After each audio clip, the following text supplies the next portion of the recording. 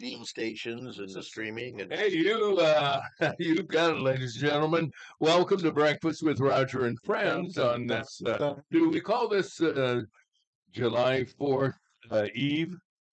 that worked for yeah. me. I guess it is. Fireworks Eve or whatever. Yeah. Boom Eve. It's called Breakfast with Roger and Friends, and I say good morning. I've had a couple of people say, "Yeah, you're showing your best part of your anatomy, Roger. You're back." Gene Sidler, let's say hi to everybody. Yes, I'm making my debut today. Yes, That's fine. On streaming here. Well, Yeah, I keep expecting a nice chair and a staff. he was complaining earlier. What kind of deal is this? Mike Dentino. Yeah. Good morning. I'm also debuting today, so I'm just back from your a 10-day vacation on the West Coast. Yeah, you so went to California, I'm didn't you? broke. Yeah. Wait a minute. You made money on your cat stock, yes? Yeah, that's right. Well, that was yesterday. Up till yesterday, I was broke. Okay. Okay, so I'm not broke at the moment. And of Good course, food. Terry, Morning, Captain. you were on Monday, so I was your premiere. I was at the premiere. you were premier opening. Well, welcome to our program. Got a lot of hate mail after that. Yeah, and all from your family. Yeah, I know. Was California under control while you were out there? Yeah, I mean, where in California did you go to, Big Mike? state. we were in the Bay Area, visiting one of my daughters that's out there now. I guess she figured she wanted to find a place that was more expensive to live in than New York, Well, and she just found it. Yeah. when you say the Bay Area, we talking about San Francisco? Yes, San Okay. Francisco. We were actually in Palo Alto, Ooh, yeah. and I got. Stanford? Is that where? Oh yeah. Stanford is? Well, let me tell you a real Okay. 2-minute story about Stanford. I now have a very real inferiority complex about my degree from Illinois State and DePaul. Well, I don't know. DePaul? No. After you've been on the campus of Stanford, it's like, every other place is a junior college Oh, really? because Is that beautiful? it's beautiful. It mirrors, Oxford or Cambridge. I Really? mean, it's one of these grand. You're laughing over there. You know. Well, it is. It's a beautiful campus. It's a I've been grand there. campus, Yeah. and Well, but no, I mean, okay, all right. Okay. It's a just beautiful area. yeah. And But out. So I see this eating grin on his face. But the last time we were there, it's just so overpopulated. Is that something? Absolutely. Yeah, I mean, Absolutely. you're 15 minutes away from beautiful forested areas and areas with very little population, but then you come down into the valley near the bay, and The crush of it's humanity. so unbelievably overpopulated. Yeah. Did you make it to San? Go ahead. You said you wanted 2 minutes. Yeah. Oh, well, no, I was just saying that now, after having been on this gorgeous campus that was built, and you feel like you're some sort of, in Oxford or a huge European, learning institution that's been around for 700 years. But yeah, it's, now I have a degree from Illinois State. Meh. Did you get to San Francisco at all? Yes, yes. Is it as bad as I have pictured it with some of the news reports, or have they done a good job cleaning up downtown? The homeless deal. The homeless are there. I mean, there's no avoiding it. But what impressed me more, or should I say depressed me more, is the fact that my wife and I couldn't have a meal in San Francisco or anywhere in the Bay Area for less than $80, Oh, unless we were going to Jack in the Box. it's that bad. It's I good tell food. you what, It's good food. I mean, I didn't have a bad meal while I was there, but breakfast for two in the hotel restaurant, $80. What did you have? Wow. I had like an English muffin, coffee, and some eggs. Are you serious? I'm serious. It's a heart attack. I mean, That's serious. I have no idea how people can afford to live there. Now, it's, in my opinion, the traffic in San Francisco Bay Area isn't as bad as Los Angeles, but that's about the only seriously positive thing I can say about the Bay Area, other than it's gorgeous. It is a beautiful gorgeous. city. Yeah. Notwithstanding the homeless and the crap, if you pardon the expression, on the streets and so forth. But one of the best and most beautiful meals that I've ever had in my lifetime was having lunch on the island of Sausalito. Is it considered an island? No, it's the northern peninsula yeah. that surrounds the bay. All I know is to get there, we went over the Golden Gate Bridge. Yeah. And you sit there and you look at the skyline of San Francisco, and it's just a gorgeous area of the world, frankly speaking. Yeah. Well, I'm dreading the arrival of the credit card bill, because it's going to be really bad. You're going to move there, right? Just wait. You're just starting to send money up. No. Fortunately, okay. her she's living with her boyfriend out there, and he works for Meta. So he's probably making six figures. Well, I mean, if you're paying $80 just laid off breakfast, everything is relative, isn't it? Right. Well, it is. It is. It's one of these things that I know I can't, because of the political climate of California, the unending level of rules for this and that, and the fact that in 2035 you're going to have to buy an electric car. It's like, sorry, no, not going to happen. I'll visit.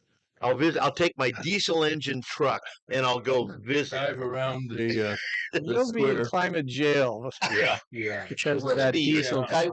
I'll be hauled out, thrown on the ground, and handcuffed for crimes against nature. And the environment, which is all part of it. Yeah, and you'll have President Karen Bass for his address. Oh God, yes. But the highlight for me was I got to go to a bucket list place that I didn't know I was going to be able to go to. I was actually able to go visit and have a meal at Alice's restaurant of the song fame.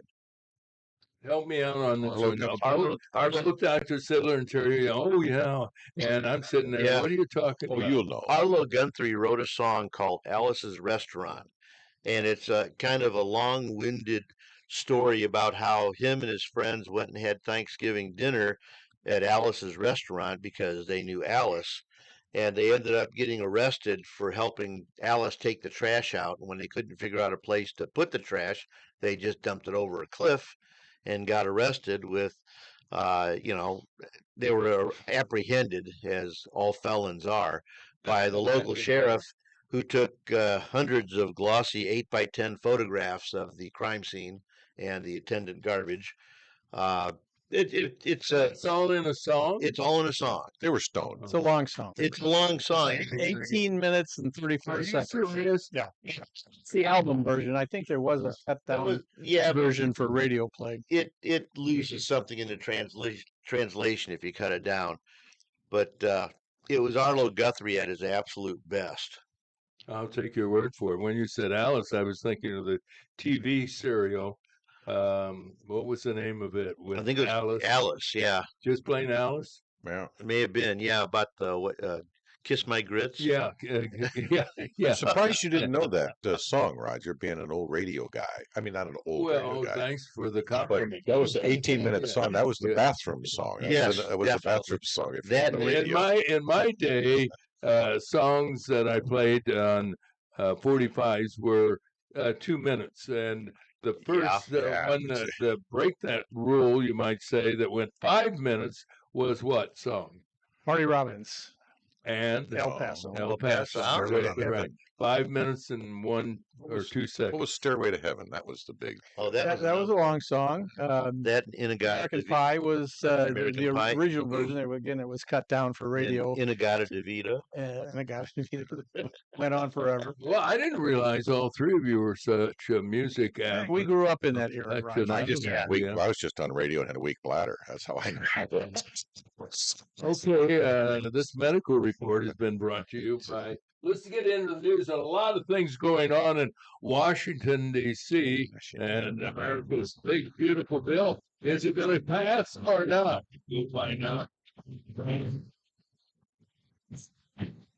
And we'll start with the check of the weather brought to you this morning by Spoon River Home Health, bridging the gap in healthcare since 1993. Spoon River Home Health, caring for people of all ages in their homes where recovery and healing faster and more comfortable. Learn more from Spoon River. Their phone number, they're available 24/7, by the way, at 309-245-0723. Terry has the weather. Sunny today, Roger. High 91, overnight low 72. Tomorrow, July 4th, sunny, hot and high 93. Tomorrow night, clear skies for fireworks, low about 74. Saturday, sunny and 92. Sunday, sunny and 89. Right now, we're at 68.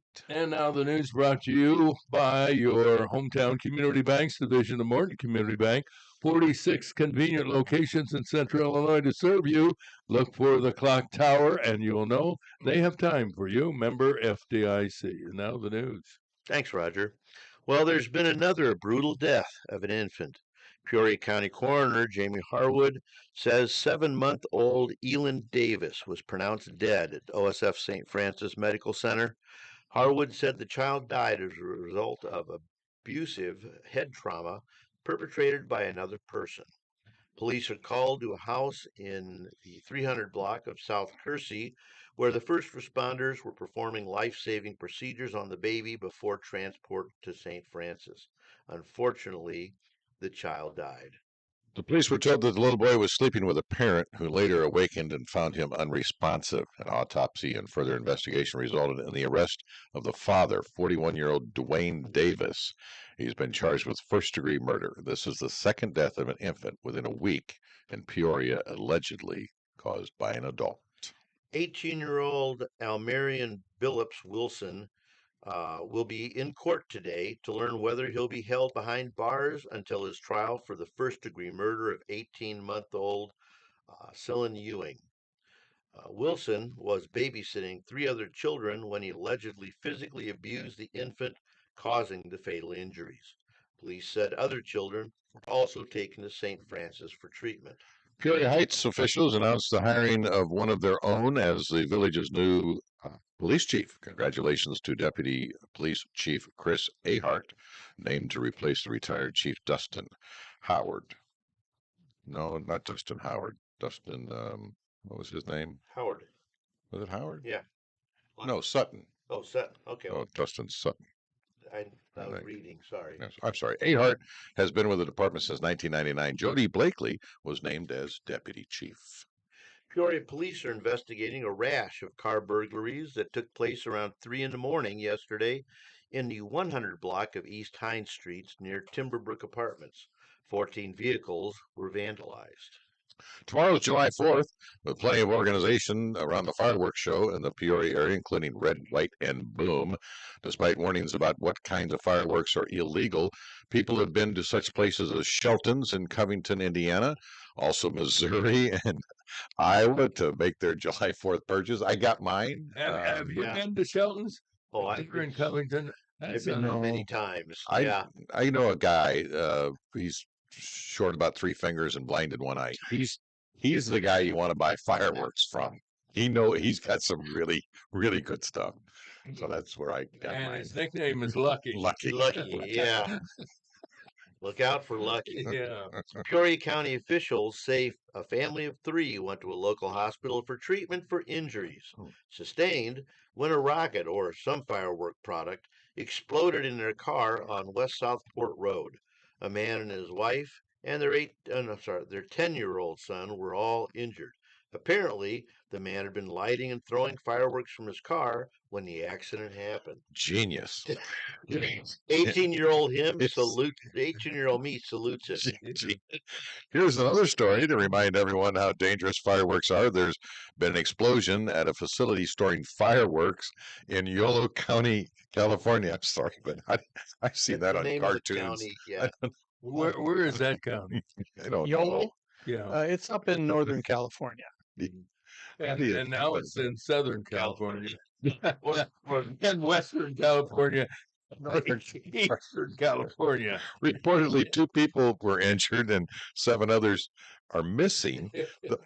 One is in They haven't Sacramento. landed yet. One is in Indio. Yeah. The building 40 miles west of Sacramento has collapsed. Cause unknown. I'm going to go out on a limb here and say it had something to do with fireworks. I'm gonna Might have been a bottle rocket. They just don't know what type of firework it was. This stuff just writes itself. Just- See, you don't hear about that in China. They know how No. to handle fireworks. So they just like turn around and go, We've been doing that since Yeah. year 1, haven't Yeah. they? Didn't they invent yes, they did. fireworks? Maybe not intentionally. Yeah, no, I don't know. Plenty of fireworks in Washington where Republicans and Democrats are arguing about that big, beautiful bill strongly supported by President Trump. Democrats have been trying to block passage of the measure, falsely claiming that if it passes, people will die, hospitals will close, and the world as we know it will end. Republicans say if it doesn't, taxes will go up, the surging economy taking place will suffer, and so on. But as one local example, Caterpillar stock jumped almost $8 a share yesterday, closing at $398.43. It looks like rapper Diddy Combs has beat federal charges against him. A New York City jury found him guilty of just 2 prostitution charges. The only good thing out of the trial, his celebrating attorneys failed to gain his release from jail pending sentencing. And Roger, you're up to date. Did any of you watch the news conference with the attorneys? No. You would think they had saved Jesus Christ. I mean, Well, this guy, if you see the video, what he did to his girlfriend, and I guess you can't show that at this trial on federal charges. This is a bad dude, and Yeah. for them to Yeah. be blowing and eulogizing him and themselves, as a matter of fact, was, frankly speaking, in my opinion, very disgusting. well, yeah, but He's a bad guy. right. Bad. Oh, there's no question about that. But the problem is, in all the things that he was charged with, they didn't charge him with beating up a woman. No. They didn't charge him. Yeah, they charged him with things that it was a stretch. Um, it was going to be a stretch to convict him, and they got knocked on their butt. Frankly, the fact that he was only convicted of the Mann Act on 2 charges, transporting someone across state lines for immoral purposes. What they basically did, they proved that he's a misogynist, that he's boorish, that he's incredibly jealous, he's not terribly bright, and you wouldn't want your daughter anywhere near him. But as far as the crimes they charged him with, it was like, eh. You think he's going to walk and No, not serve any time? Red Bucklers. behind the he'll bars? get a few years behind bars, but I think the maximum is 10. But the judge will probably try to pile on by making him. They'll try to give him 10 years with the sentences to run consecutively, which would put him behind bars That means the possibly. same thing as concurrent. No. No. Concurrent means they'd run at the same time. That's what I understand is going to happen. Well, You- they're going to try. I'm sure because they didn't get him on the top counts, they're going to try to move it so that he serves them consecutively, one after the other. I see. That's what they're going to Okay. try, All right. and they'll get slapped to the curb on that one. If not at the trial court, certainly at the appellate court, because if they wanted to, the penalties and the sentences for wife beating and spousal abuse and whatnot are laughably low in this country. But that's, like I said, that's not what they charged him with. Yeah, he'll wind up being in charge of entertainment. He'll be like the USO Yeah. at Alcatraz. Well, plus he'll be in a federal penitentiary, which for the most part, the euphemism of club fed is not too far off, unless you have really stepped in it and have no power and influence, because there are some fairly lavish and I do use that term, lavish, federal prison facilities where you can play golf and tennis. And Yeah. maybe some that have conjugal rights. Oh yeah, absolutely, Yeah. absolutely. Does that mean sex? That means sex. Whatever you want it to mean, Roger. Anything you want, Roger. I think that I don't. Such a big word, conjugal. But Well, the problem, yeah, But it sounds that's nice. a legal Right. term. yeah, the Yeah. problem Sounds is though, I better don't than saying know how they're much having baby sex. oil they're going to allow him to put in the prison. Oh, jeez. Now, time Wow. for news from WCB. From the WCBU newsroom, I'm Ben Howell. Democrats in Illinois are sounding the alarm bells after U.S. senators approved President Trump's tax bill. The bill does many things, including drastically scaling back funding to Medicaid and the food assistance program, SNAP. Democratic elected officials and health experts warn thousands of Illinois residents will lose coverage, and rural hospitals serving low-income patients will close if the bill passes the House as well. Senators Dick Durbin and Tammy Duckworth voted no. And Congressman Eric Sorensen says he's furious over the cuts to Medicaid and food assistance in the reconciliation bill. The Democrat, who represents much of the Peoria area, says the bill would put a dozen nursing homes in his district at risk of closing. It means that there's going to be more and more parents and grandparents that have to move back home with their kids and their grandkids. People have to understand that. And that won't help the economy. Sorensen called on Republican Congressman Darren LaHood to, quote, look inside his soul and consider his legacy before casting a vote. The Peoria Police Department's year-to-date statistics through the end of June show a 28% drop in shooting incidents compared to the first half of 2024. The report indicates the city has seen 28 people suffer gunshot wounds over the first 6 months, down from 41 at this time a year ago. 4 of the 7 total homicides this year have been by gunshots. Peoria only had 5 total murders by the end of June last year. The report shows more than 1,600 rounds fired so far in 2025. That's down more than 1,000 from a year ago. And Peoria Public Schools District 150 is waiting to make a decision on a new walk-through metal detector system with improved technology. The Board of Education tabled a vote on a 4-year subscription to bring the Evolve equipment to its 3 traditional high schools. Board member Lynn Kostick says the nearly $500,000 financial commitment requires thorough research. One of the things that I would like to see is to open it up to other companies and see what they also have to offer. The agreement would call for a $160,000 initial cost for the upcoming school year and close to $110,000 in each subsequent year. I'm Ben Howell, WCBU News. All right, let's get into the world of sports. Dr. Gene Sidler with the latest. Good morning, Gino. Good morning, and good morning to all of our viewers and listeners. And starting first with baseball scores, the Chicago Cubs won last night, beating the Cleveland Guardians 5-4, improved their record to 51-35. Cubs maintain a 3-game lead over the Milwaukee Brewers, who also won last night, and they have a 5-game lead over the St. Louis Cardinals. Cubs go for the sweep today against the Guardians tonight in Wrigley Field. And the Cardinals lost to the Pittsburgh Pirates yesterday afternoon, 5-0. Cardinals lost all 3 games to Pittsburgh, and they were all shutouts. Didn't score a run in that 3-game series. If they get today to rest, they're off today, and they'll start a series in Chicago against the Cubs at Wrigley Field tomorrow afternoon. And the Chicago White Sox lost to the Los Angeles Dodgers 5-4. Big news in that game, Dodgers starter Clayton Kershaw had 3 strikeouts in 6 innings of work to reach the 3,000 strikeout mark for his career.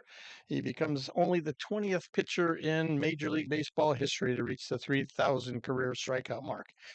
The White Sox play the Dodgers again tonight in Los Angeles to close out that 3-game series.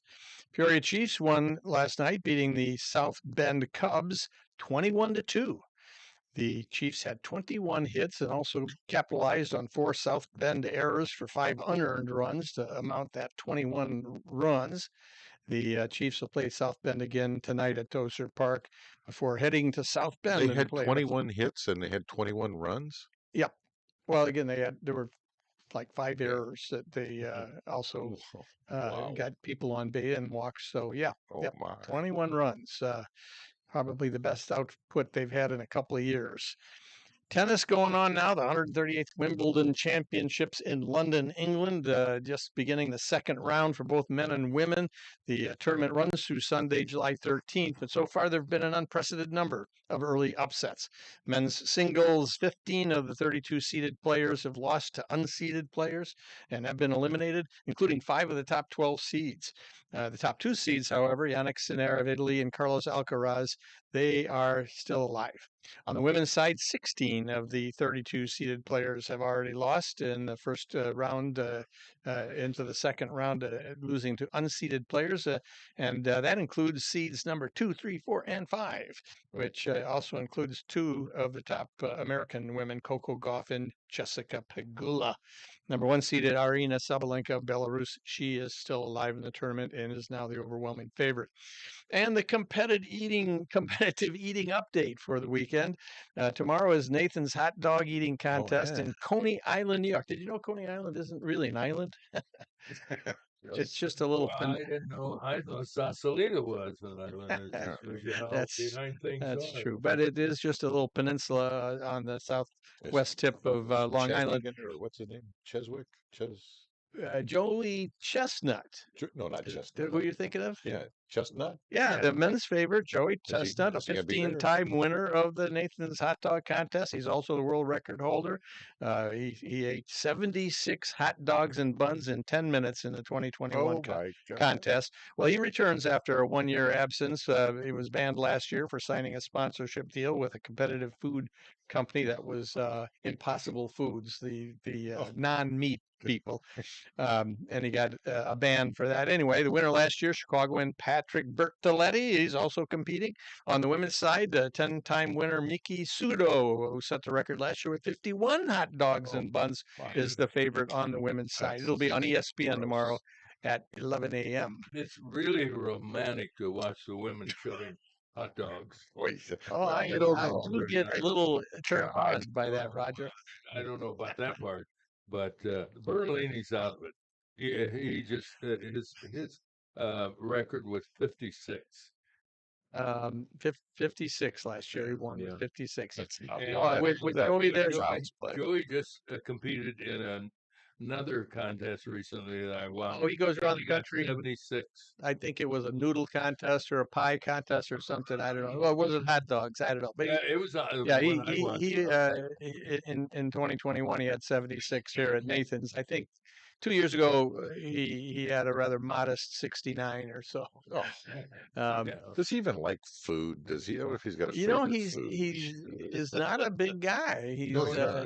He's relatively thin, so I guess I don't know if he's had some kind of alteration to his stomach to allow for his taste buds or something. That's weird. But when you watch it, because they dip the bun in water so that slides down. I had 2 hot dogs yesterday. I won't tell you where.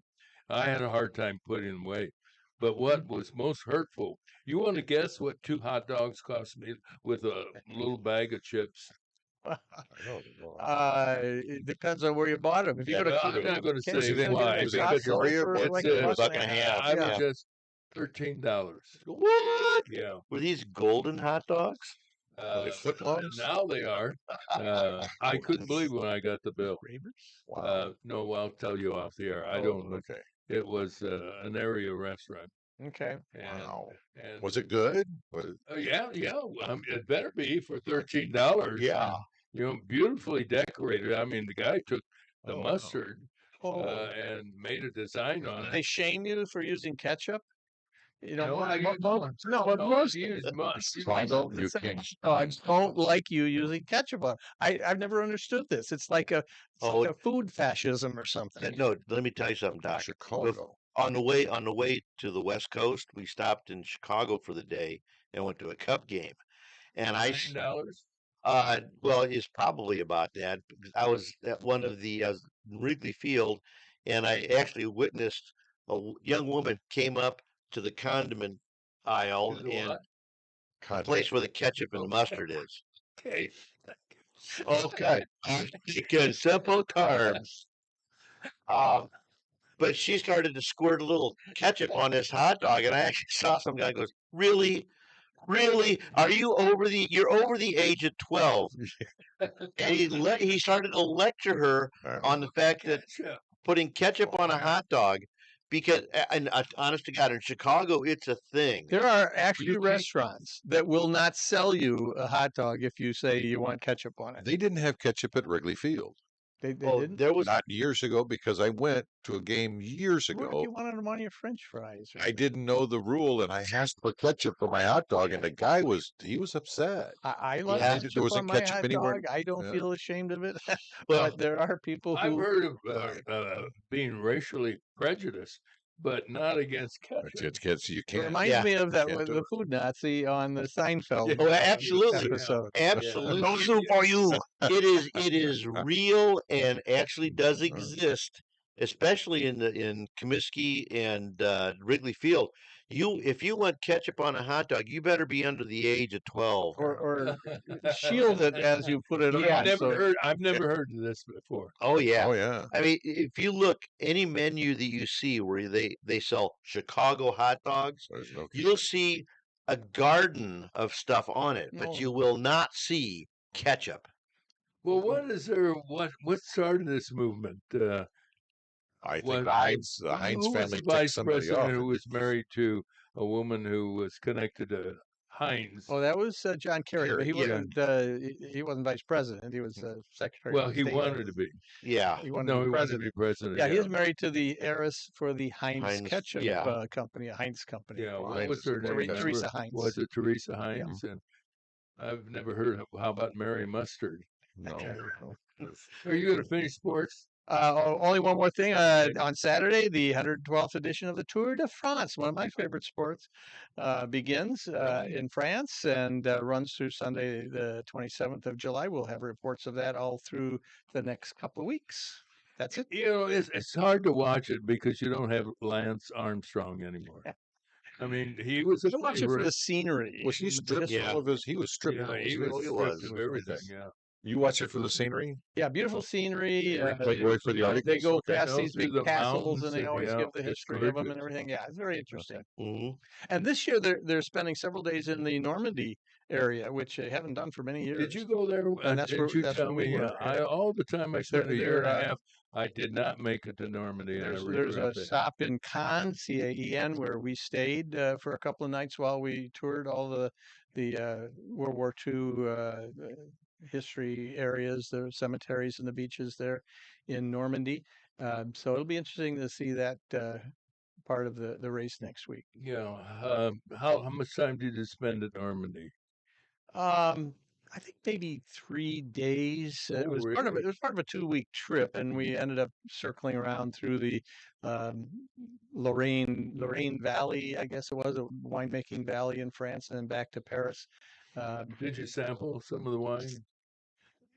I would say you probably didn't. I did, but I'm not a big wine Yeah, drinker. I'm Yeah. not either. Yeah. All right, there's our travel log of the day, and we'll continue. But in the meantime, let's bring you up to date with our news.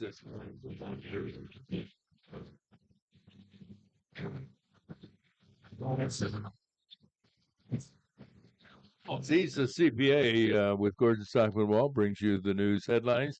For more than 40 years, Matt has been around handling tax returns and other financial matters for a lot of people and a lot of businesses too, for that matter. And you can access his services at 309-692-4030. Matt Wall, CPA. With headlines, here's Michael. Thanks, Roger. Well, sad to report this morning, another brutal death of an infant. Peoria County coroner says that 7-month-old Elin Davis was pronounced dead at OSF St. Francis Medical Center. Harwood said the child died as a result of an abusive head trauma perpetrated by another person. Police were called to a house in the 300 block of South Kersey where first responders were performing life-saving procedures on the baby before transport to St. Francis.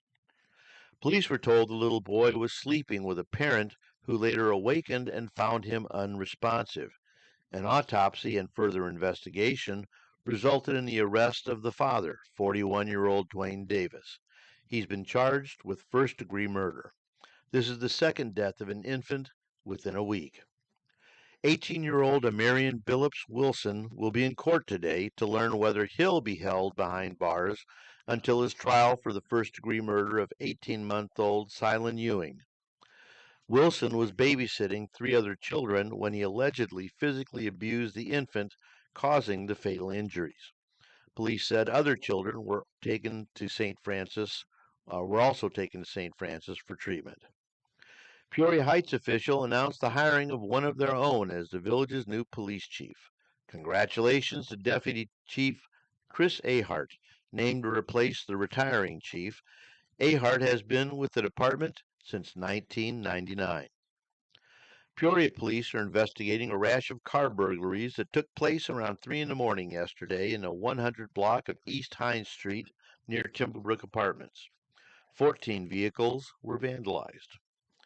Peoria County officials say a family of 3 went to a local hospital for treatment of injuries sustained when a rocket, or some firework product, exploded in their car on West Southport Road. The man and his wife and their 10-year-old son were all injured. Apparently, the man had been lighting and throwing fireworks from the car when the accident happened. Well, here's another story to remind everyone just how dangerous fireworks are. There's been an explosion at a facility storing fireworks in Yolo County, California. Reportedly, 2 people were injured and 7 others are missing. The building 40 miles west of Sacramento has collapsed. The cause is currently unknown. Plenty of fireworks in Washington where Republicans and Democrats are arguing about that big, beautiful bill strongly supported by President Trump. Democrats have been trying to block passage of the measure, falsely claiming that if it passes, people will die, hospitals will close, and the world, as we know it, will end. Republicans say that if it doesn't, taxes will go up, and the surging economy taking place will suffer. As one local example, Caterpillar stock jumped almost $8 a share yesterday, closing at $398.43.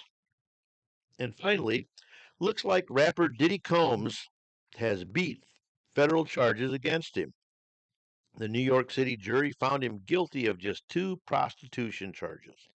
The only good thing out of this trial is that his celebrating attorneys failed to gain his release from jail pending sentencing. And Roger, that's it for news at the bottom of the hour. You know, I had I had the picture, the video of that fireworks blast, and I tell you what, that's a big blast. Oh, yeah. And it's still burning, apparently. Well, let's find out about hot things in our town with a check of the weather brought to you by Realtor Kathy Reynolds. Thinking about selling your home, buying another home? Talk to Kathy Reynolds of Brilliant Real Estate. She's available 24/7 to help you, and you can reach her at 309-696-2162. Roger, it's going to be sunny today, high 91, overnight low 72. Tomorrow, July 4th, sunny and hot, high 93 tomorrow night. Clear skies for the fireworks, low 74. Saturday and Sunday, it'll be 90 to 92. Right now, it's 68 at the Wazoo. And there you have it, news and weather on Breakfast with Roger and Friends. If you're just joining us, we're streaming live on YouTube. How do you get there, Roger? How do you get there? Is by going to breakfastwithrogerandfriends.com or Roger and Friends. No. Well, that is I had not several correct. people tell me they did it yesterday. You So have now you're telling me no. All right. I don't know. Doctor, I will he defer checks this to the stuff out. doctor I don't know. because he knows what he's talking about. If you and go to rogerandfriends.com, that's what you get. That is not a registered web address for you. So where do you go? You have to go to breakfastwithrogerandfriends.com. All one word, breakfastwithrogerandfriends.com. Or you can go to youtube.com and search for Breakfast with Roger and Friends, and you will find it there. Or just type in Roger and Friends SL. LS, live stream. Roger and Friends LS. and it'll find it for you. And then you just select the date that you want. It has archived versions of all the previous dates. Really? The 30th Ah. of June and the 1st and 2nd of July. That's Monday, Tuesday, Wednesday of this week. And today's version is titled Live. 07032025. There you go. And our thanks to Chris and Scott, who have been working diligently to make this all possible. They did a good And job. thanks to Nice job. Terry Oh, I didn't do because he anything. connected. I just knew a me guy who with knew a the guy. guys. I just knew a guy. And you know what they did yesterday? They went down and helped set up the sound equipment for Chicago. Yeah. Chicago was Ah. at the Civic Center Theater. I thought they'd be in the arena, but they said no. Hmm. They performed in the theater. I will And be. I wanted to go. I didn't go, but I You didn't get couldn't go. tickets? I will Pardon? be seeing them. You what? I will be going to see them. Where you could have In, gone down last night or the night before? That's that? what I Last realized night. after I bought tickets to see them. We're going to be in Denver. I think I gave That's you a some long way dates. to go. Oh, Yes, you we'll be did there give for me other that. reasons, but they just happen to be touring North America during the next couple of months, and they are in Denver while we're there. And so, yes, I bought tickets, and we'll go see them. It's in an outdoor venue there. You know, we went to the amphitheater outside of Denver called Red Rocks. Is it Red Oh, Rocks yeah, I've been to that. Amphitheater? Yeah. Yeah, Is very that where nice they're going to place. be? Yeah, No, that's pretty I damn wish they impressive. were. It's not where they are. But yeah, what a That's a natural formation with huge rocks surrounding a little depression, I guess you'd say, in the rocks, and it makes for a beautifully designed acoustic Oh, wow. Where's that? amphitheater. In Denver? It's just west of Denver in a little city called Morrison, Colorado. But yeah, just outside of Denver and up in the foothills of the Rockies. Okay. Never heard of it. Yeah. When were you last there? Well, we were there probably 2017 or 18, I would guess. And again, we were there just to vacation in the Colorado Rockies.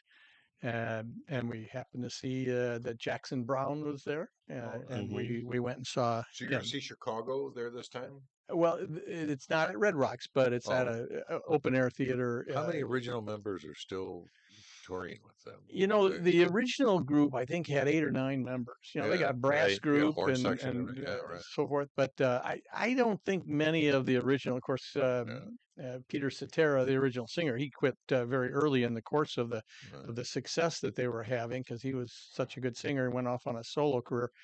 I think there's maybe 2 or 3 original members. Oh, really? I have Out to of look about that 10 up. or 12 or something. Yeah, Something, out of a whole bunch, and they have toured many times over the years and with different characters. So if you look at the list of all the previous members, it's quite long. Yeah, right.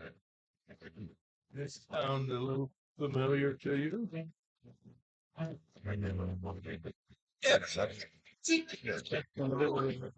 Peter Cetera's in there. Yeah, he went out on his own. Okay. Yeah, he had several really big hits as a solo artist.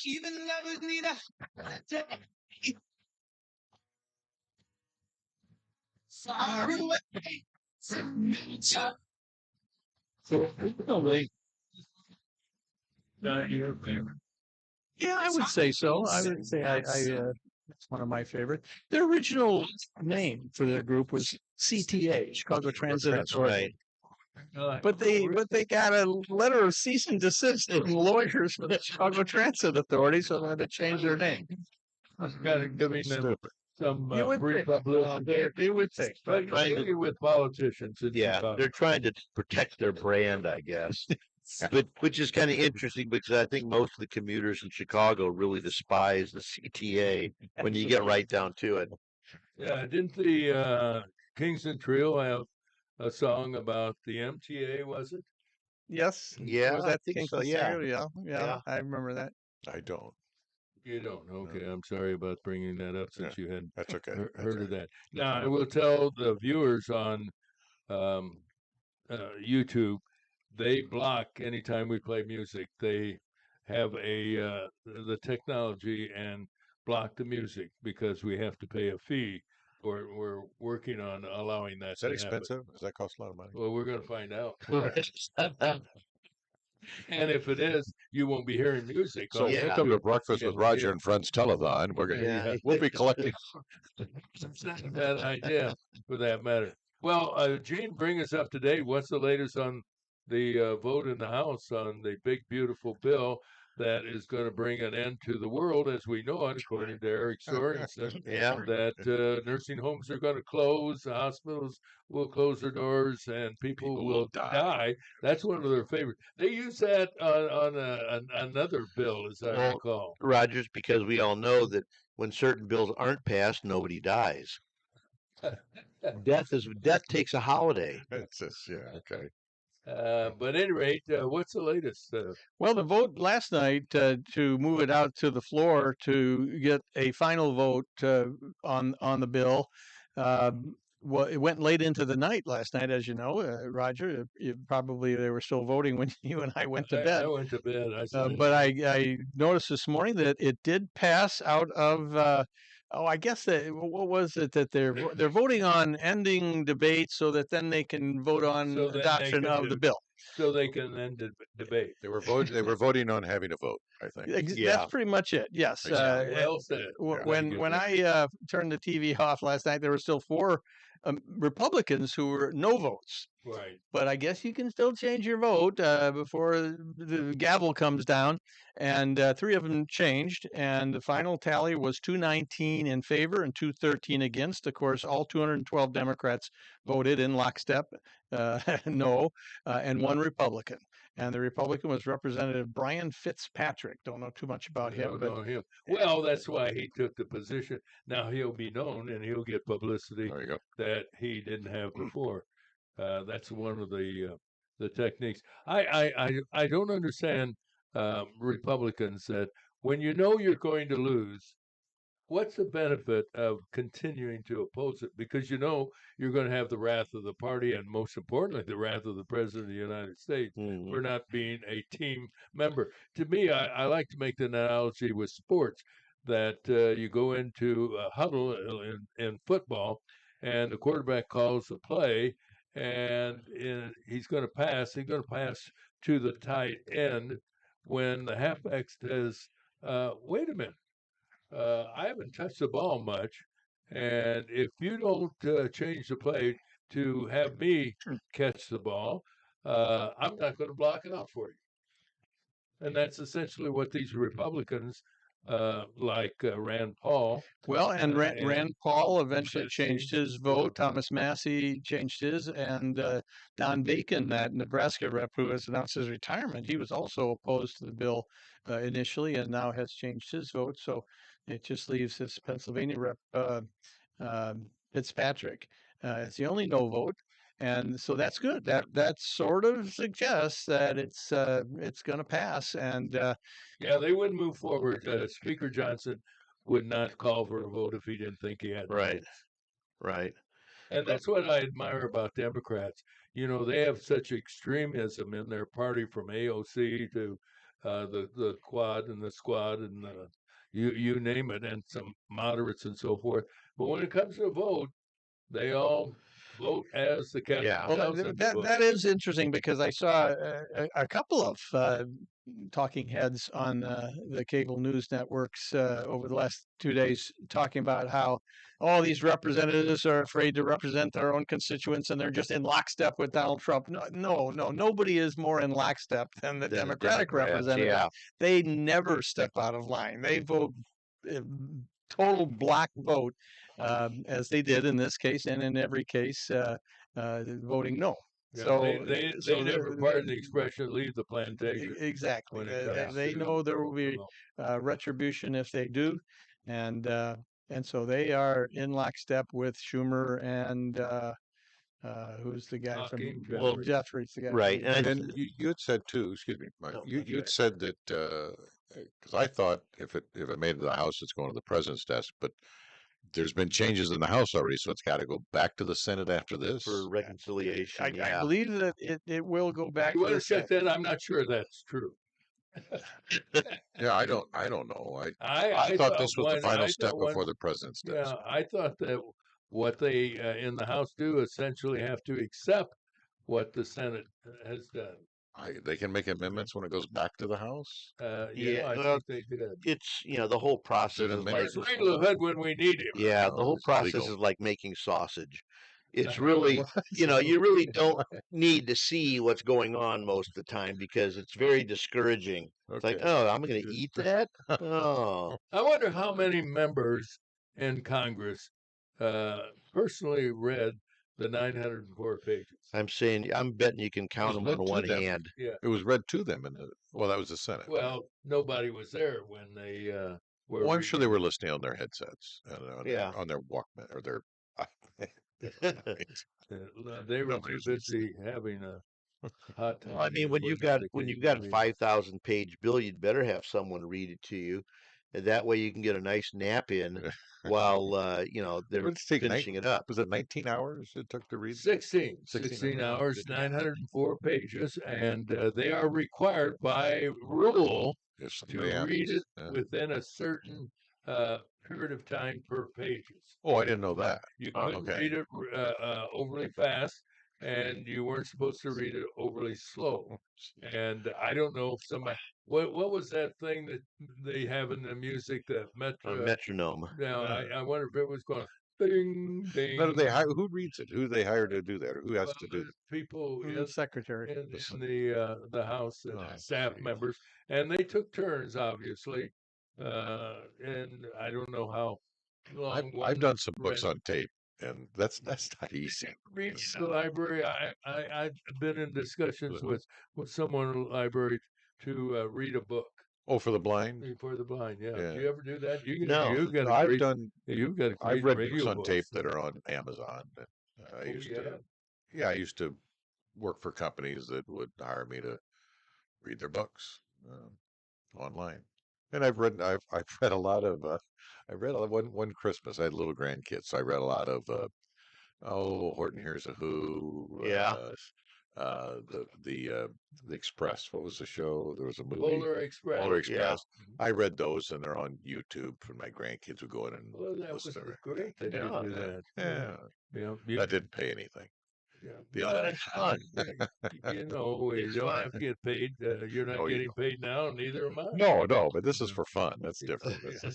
Well, reading the Polar Express or whatever, It was that had fun. to be for fun. Yeah, it was fun. I Gets you enjoyed in the it. mood Yeah. for it. Yeah. Well, ladies and gentlemen, we need an update on the bee activity from Oh, yeah. since we were Oh, talking about the bee farm. plantation with Yeah. the beehive community. bee- How are the bees performing on your farm? Well, I haven't opened it since I came back Sunday from San You Francisco. didn't have anybody babysitting the hive while you were Well, no, I figured they were okay. They're okay 10 days on their own. There's still Oh, really? plenty of flowers. Oh, Yeah, okay. you're supposed to open it up about once a week to take a peek. Okay. Oh, But, do you really? Is that yeah. kind of for a little fresh air ventilation? Is that the idea? Well, I mean, number one, it kind of gets them used to having their privacy violated. Okay. Since I am the supreme being for them. You're the man. You're the big bee. I'm the Now, big bee. when I've driven by places that have bee farms or whatever you call them, beehives, they seem to be white drawers stacked on top of each other. Pretty Is much. that what it is? Yeah. What's the story on that? Is each one tri-level or whatever Well, homes? it's kind of a modular system where you have Like a There- tiny home. yeah, it's like there's two basic designs. One will have eight little sections in it. Another one will have 10. I'm going with the The bedrooms. the 10 bedrooms or whatever. Yeah, that works as That well as works, any. yeah. But they're pretty much a standard size, and you just buy add-ons. So like recently, when my hive was like way overcrowded, I went and I bought another super. They Mother-in-law call them quarters. supers. Mother-in-law quarters. Yeah, well, this is like kind of more like workers' quarters. Oh, okay. So we set another stack of those, and then I'll probably end up buying another one yet to put Are on top of they that. really multiplying? How can you Oh, yeah. tell that, hey, I need another edition? You don't count them. Well, no, that's why you're looking. That's why you're looking in every week You or started the so, cluster so outside, you can didn't they? see. Well, yeah, you started a club. For me, I saw them like forming a big ball outside, like they were getting ready Attached. to take off and leave this the chicken coop here. But yeah, I mean, you need to check on them periodically to see if they're starting to overcrowd, and when they do that, you add more. What the next step for me is going to be to put in an excluder. It's like a little grid you put in between the boxes that keeps the queen from going upstairs Hmm. because you want to keep her down in the lower part of the hive to make, for her to create brood comb. Uh, so this is where the new worker bees are born. Worker bees during the summer might only last 2 weeks from the point where they're born. When did you last? Then They die. They They can only, 2 weeks. yeah, They live for 2 weeks and they're dead. yeah. They need to. They're slave drivers. They need to form a union. Yeah, that's terrible. That's Is there a pile of carcasses outside the Yeah. I mean, abode? I don't like get them on the ground and take a peek. Usually they go out and they just don't make it They back just don't from make one it of back. their nectar runs. So I'm Just curious. drop You, out of you the have sky a and- bee outfit, Yeah. the hood, and Yeah, all the of that. hood You have a and smoker. I got a smoker. I've got gloves. All right. I got the whole beat. Do they know you? Do you feel like they know you? Well, that they do get down on their little beanies and like, Do you name go, them? Do you have yes, names yes. for them? Have you named them? Well, it's hard because they all look so much alike. They look alike. Which one is which? Yeah, they're all well. Yeah, I that's mean, true. and they're all Where's the honey? I want to know where the honey Yeah, is. You haven't where's run the into the honey? honey. Well, let's see if I'll look at them this week. Maybe next Thursday I'll bring in a little piece of comb and we'll take a look It's at just basically bee barf, right? Yeah, pretty much. I mean, not It put is. too fine a That's point what on. it is, right? But it's I don't know. I mean, if It's good for bees you, I if guess. bees bought Red Man or some other chew, this would be the result of Oh, is that how you flavor it? I didn't know Yeah. how you did that. How they get the hot stuff? Didn't know that. I put a little I sprinkle a little Tabasco sauce all around the hive.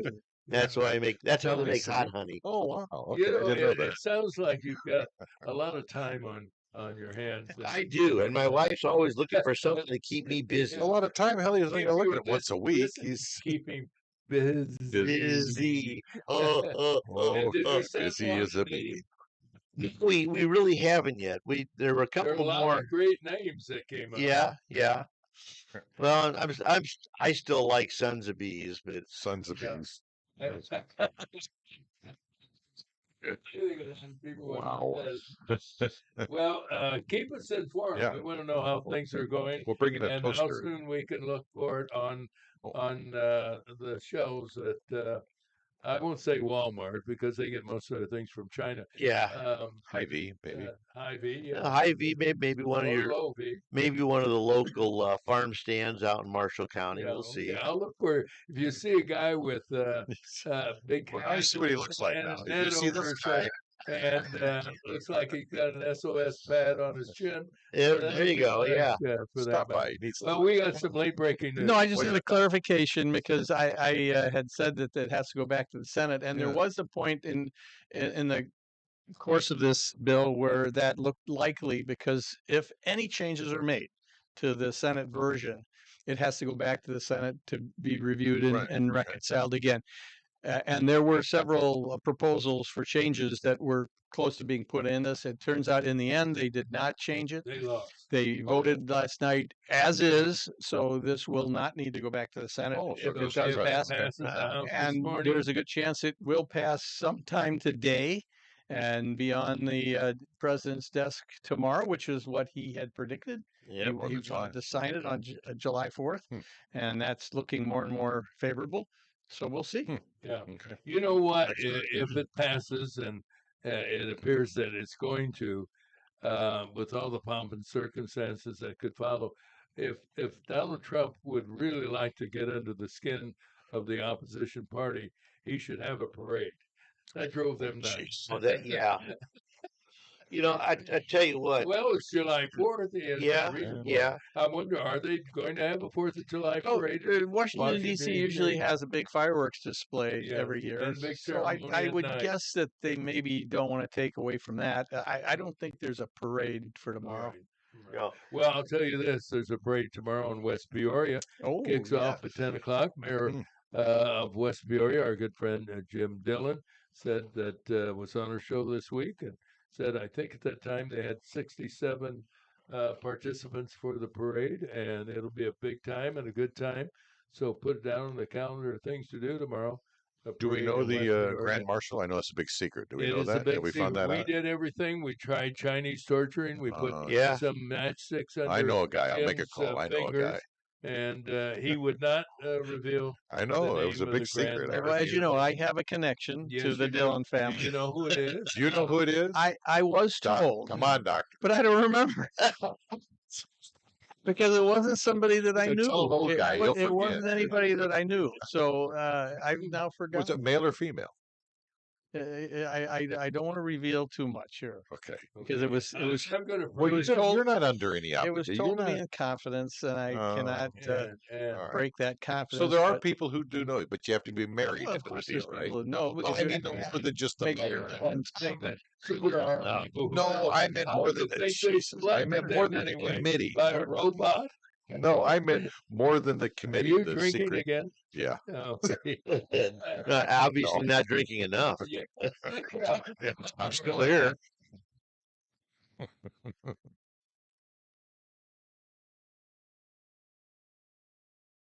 Every 2 seconds, somebody in America needs blood.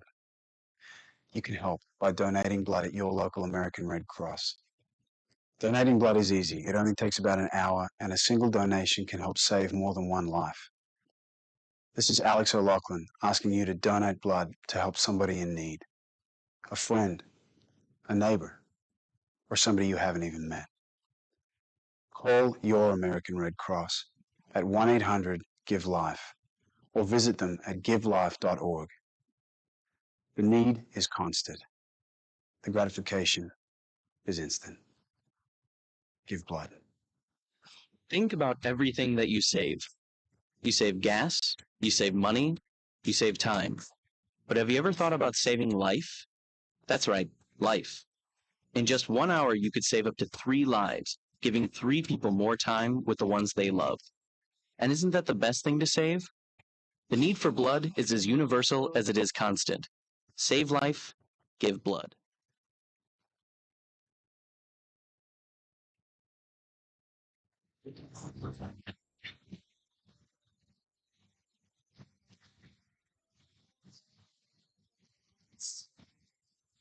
Pleasant everybody. It is Thursday, July 3rd, and you're listening to Breakfast with Roger and Friends and viewing it as well live stream on YouTube from WAZU FM 90.7 in Peoria, Illinois. And we begin with a check of the weather brought to you by Kyle Barnold, an insurance professional. He can shop around on your behalf to find the right coverage at the right price.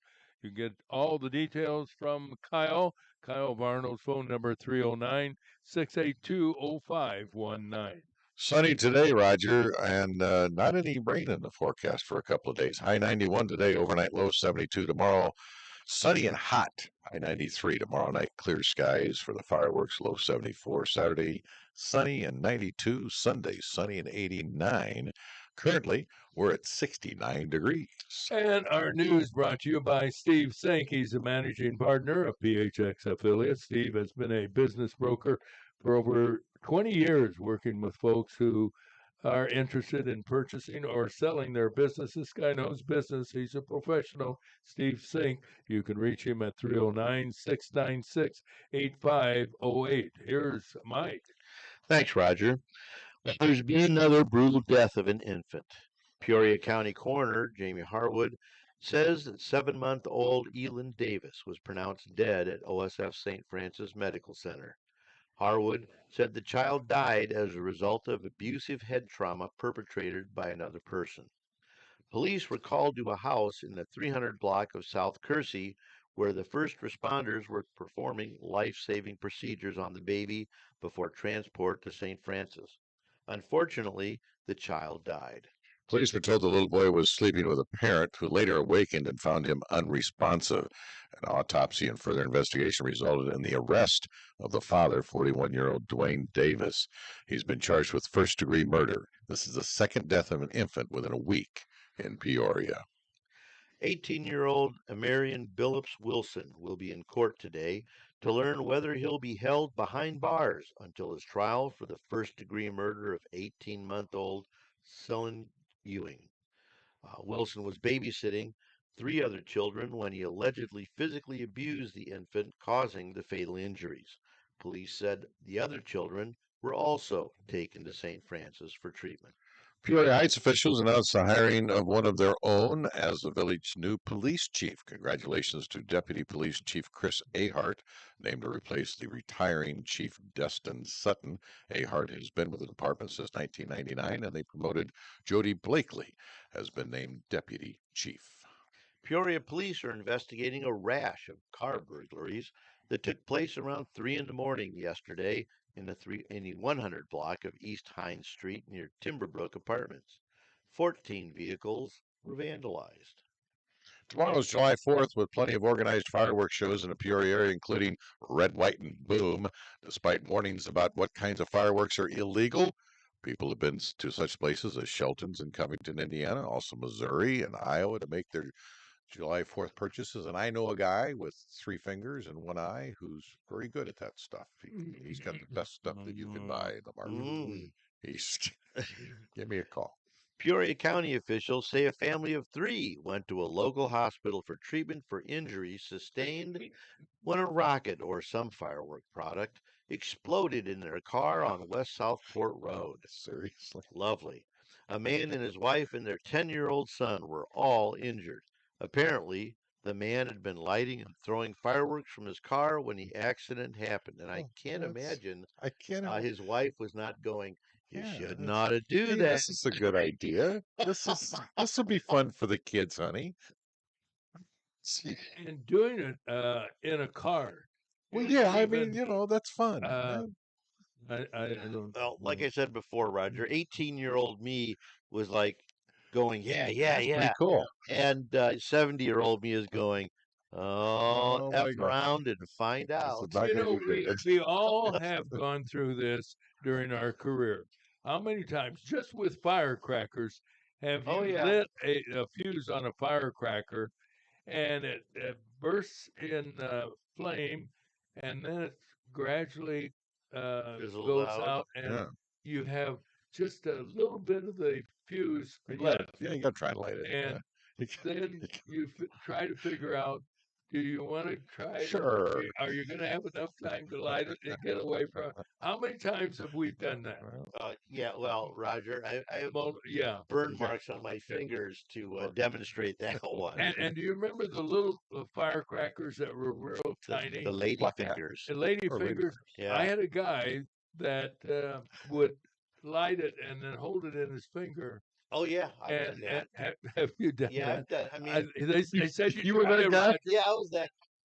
I was going to say, because I had friends who wanted me to try it. And I was too big of a chicken. Well, doctor, how many did you see missing fingers in your career? I actually never saw it. No, you never did? No, they would probably go to the emergency room and get taken care of there. Well, a follow-up visit Put would. the finger But back no, on. I don't. No. I think my patients are smarter than the average. Oh, okay. You didn't have any of the dumb No, I patients. tell you, one of my favorites was when I was in the Boy Scouts. We were on a camp out. I think it was over 4th of July weekend, and one of the older scouts, one of the smarter scouts, was on the bus, and all of a sudden he jumped up and started pounding on his thigh. Well, it turned out he had about a dozen or so strike anywhere matches in his pocket, and they had rubbed together just enough to ignite them while they're in his pocket. And you're like, what the hell's wrong with him? It took us a while to figure out what the hell was going on. But Yeah. Hey, here's another story to remind everyone how dangerous fireworks are. There's been an explosion at a faculty storing fireworks in Yolo County in California. Reportedly, 2 people were injured. I'm sorry, and 7 others are missing. And all 7 were last heard. We got to get out of here. See, The building 40 miles west of Sacramento, and now all over the place, Yeah. has collapsed. The cause is unknown. The cause. They think it was a bottle rocket. I'm sorry. Did you ever fire reminds me of a bottle cartoon. rockets? Are they against the law? Oh yeah, Yeah, in okay. Illinois they're not part. Basically, the projectile. the only thing that's legal in Illinois right now are sparklers And caps. and caps, and which is funny because you consider Sparklers can sparklers burn are your about, arm off. I think they're about 1100 degrees. Yeah, And they have yeah. that metal rod that runs through the middle of it that Yeah. is every bit of 1100 degrees for several minutes after you burn the thing. But those are safe. What are these? There used to be, and I'm sure it is this year, a tent on Farmington Road, and then there's a place, a tent at the intersection of in Groveland. That would be Springfield Road and Right. 98. Oh, yeah. I think. And there's What are they selling? Another one, Three Seven- Sisters Park. Three Yeah. Sisters puts up a. They've have- got I don't know one if there. they What do are it or they something. selling that's legal? Sparklers. I think if you Uh, wink and nod, one of these. Yeah.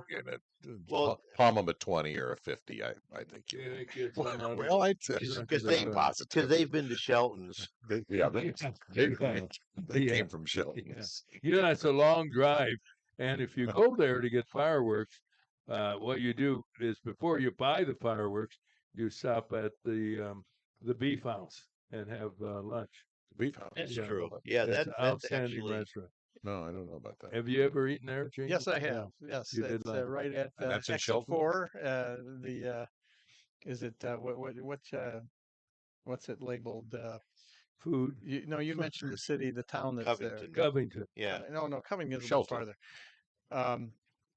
But yeah, the first exit in Indiana. Right. It's there's the Beef House. It's a famous restaurant that's been there for many years. Yeah, and they used to have a very good restaurant in Covington itself that we tried.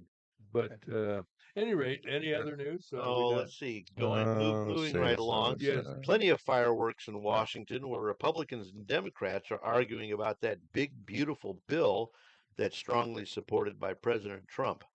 Democrats have been trying to block passage of the measure by falsely claiming it.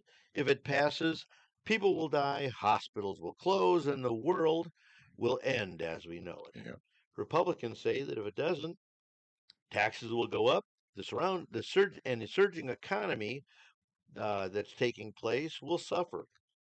As one local example, Caterpillar stock jumped almost $8 a share yesterday, closing at $3.98 and 43 cents. It looks like rapper Diddy Combs has beat federal charges against him. A New York City jury found him guilty of just 2 prostitution charges.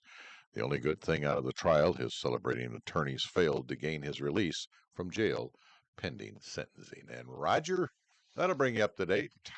You got it. And now a check of the news from WCBU, brought to you by Sam Lilly and Associates. Sam, the Dean of Independent and Brokerage type of insurance representation. Sam's been at it, as we say, for over 40 years. He knows insurance, and you can access his skills, abilities, and knowledge by calling 309-245-4374. That's 309-245-4374. Now the news from WCBU. From the WCBU newsroom, I'm Ben Howell.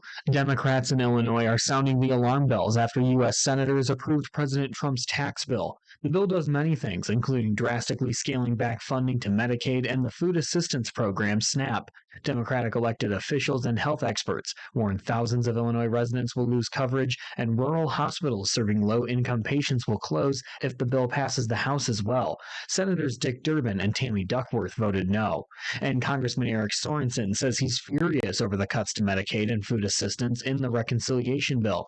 The Democrat, who represents much of the Peoria area, says the bill would put a dozen nursing homes in his district at risk of closing. It means that there's going to be more and more parents and grandparents that have to move back home with their kids and their grandkids. People have to understand that. And that won't help the economy. Sorensen called on Republican Congressman Darren LaHood to, quote, look inside his soul and consider his legacy before casting a vote. The Peoria Police Department's year-to-date statistics through the end of June show a 28% drop in shooting incidents compared to the first half of 2024. The report indicates the city has seen 28 people suffer gunshot wounds over the first 6 months, down from 41 at this time a year ago. 4 of the 7 total homicides this year have been by gunshots. Peoria only had 5 total murders by the end of June last year. The report shows more than 1,600 rounds fired so far in 2025. That's down more than 1,000 from a year ago. And Peoria Public Schools District 150 is waiting to make a decision on a new walk-through metal detector system with improved technology. The Board of Education tabled a vote on a 4-year subscription to bring the Evolve equipment to its 3 traditional high schools. Board member Lynn Kostick says the nearly $500,000 financial commitment requires thorough research. One of the things that I would like to see is to open it up to other companies and see what they also have to offer. The agreement would call for a $160,000 initial cost for the upcoming school year and close to $110,000 in each subsequent year. I'm Ben Howell, WCVU News. Oh, let's find out what's going on in the world of sports. Brought to you by BradleyFans.com. Here's Dr. Gene Sidler. Hey, thank you, Roger. Baseball scores yesterday. The Chicago Cubs won last night, beating the Cleveland Guardians 5-4. They improved their record to 51-35, and they maintain a 3-game lead over the Milwaukee Brewers. Brewers won last night as well. They also have a 5-game lead over the St. Louis Cardinals, who have been struggling lately. The Cubs go for the sweep against the Guardians tonight at Wrigley Field. Meanwhile, the St. Louis Cardinals lost again to the Pittsburgh Pirates yesterday afternoon, 5-0. They ended up losing all 3 games in that series in Pittsburgh, and they were shut out in all 3 games. They are off today. They start a series in Chicago against the Cubs Friday afternoon. And the Chicago White Sox lost in a late game last night on the West Coast to the Los Angeles Dodgers, 5-4. Big story there is Dodgers starter Clayton Kershaw had 3 strikeouts in his 6 innings of work to reach the 3,000 strikeout mark for his career, becoming only the 20th pitcher in Major League Baseball history to reach 3,000 strikeouts.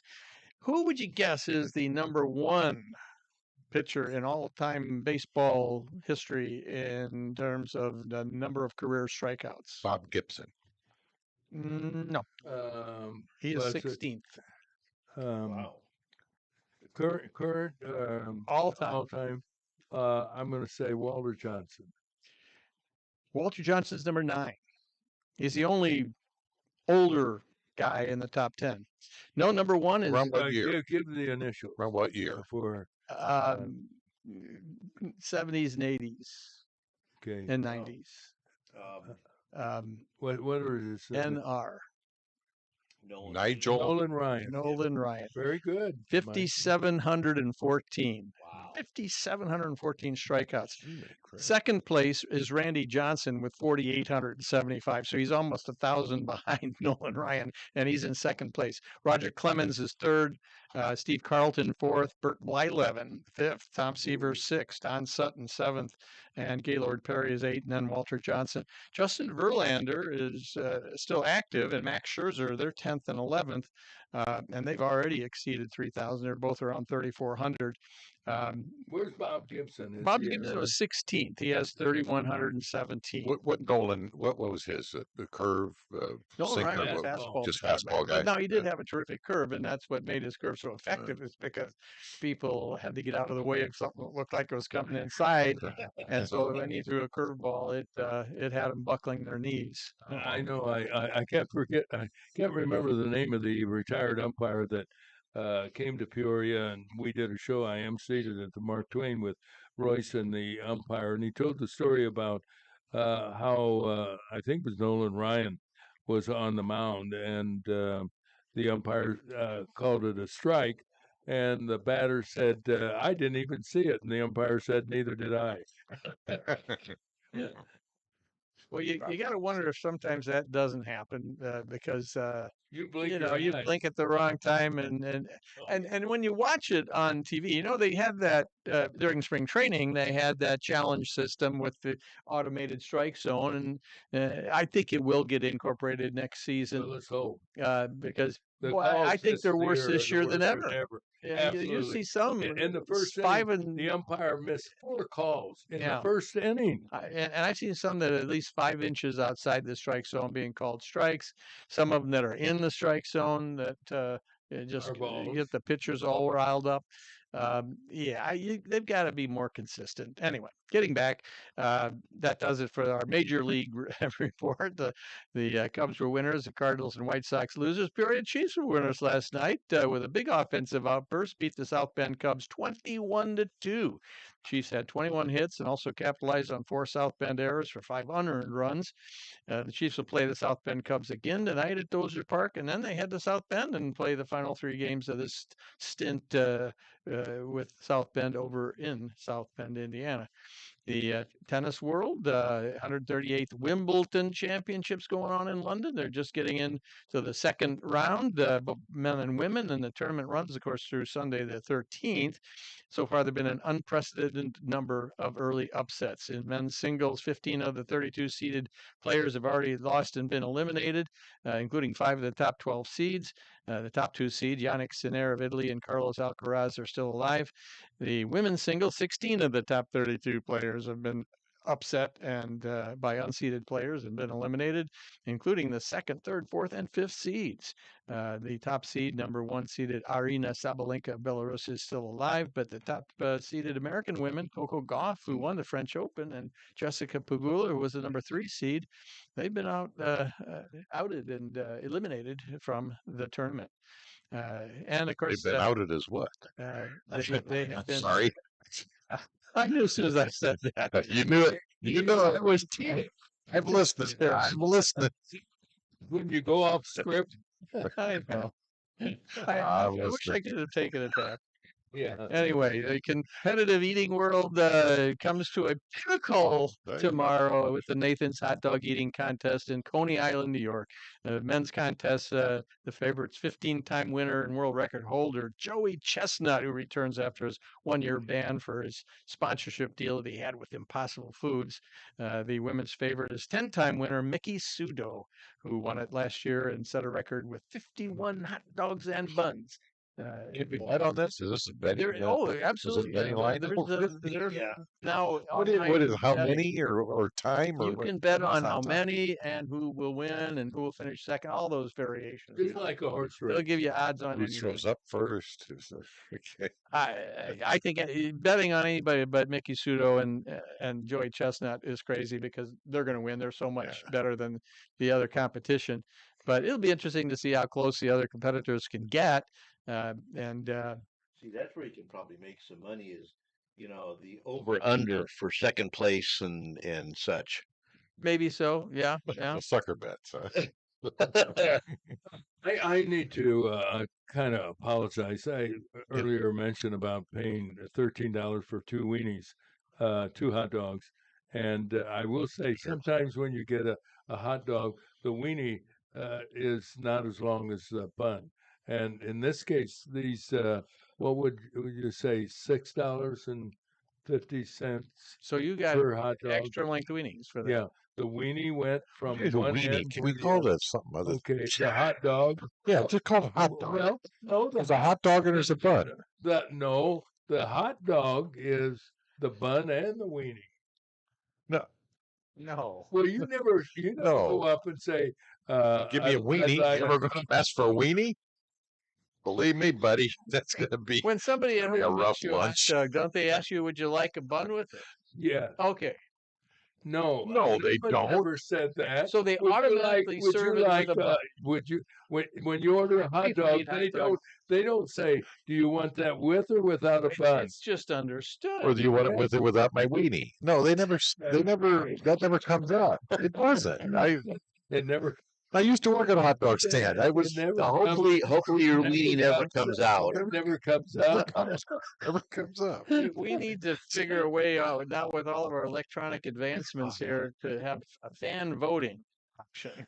Well, there's a chat button. There is a chat. I sent button. one. Did you get it? No, I'm not seeing It said, How do I test get doctor. my chat? Yeah, and you're Uh-oh.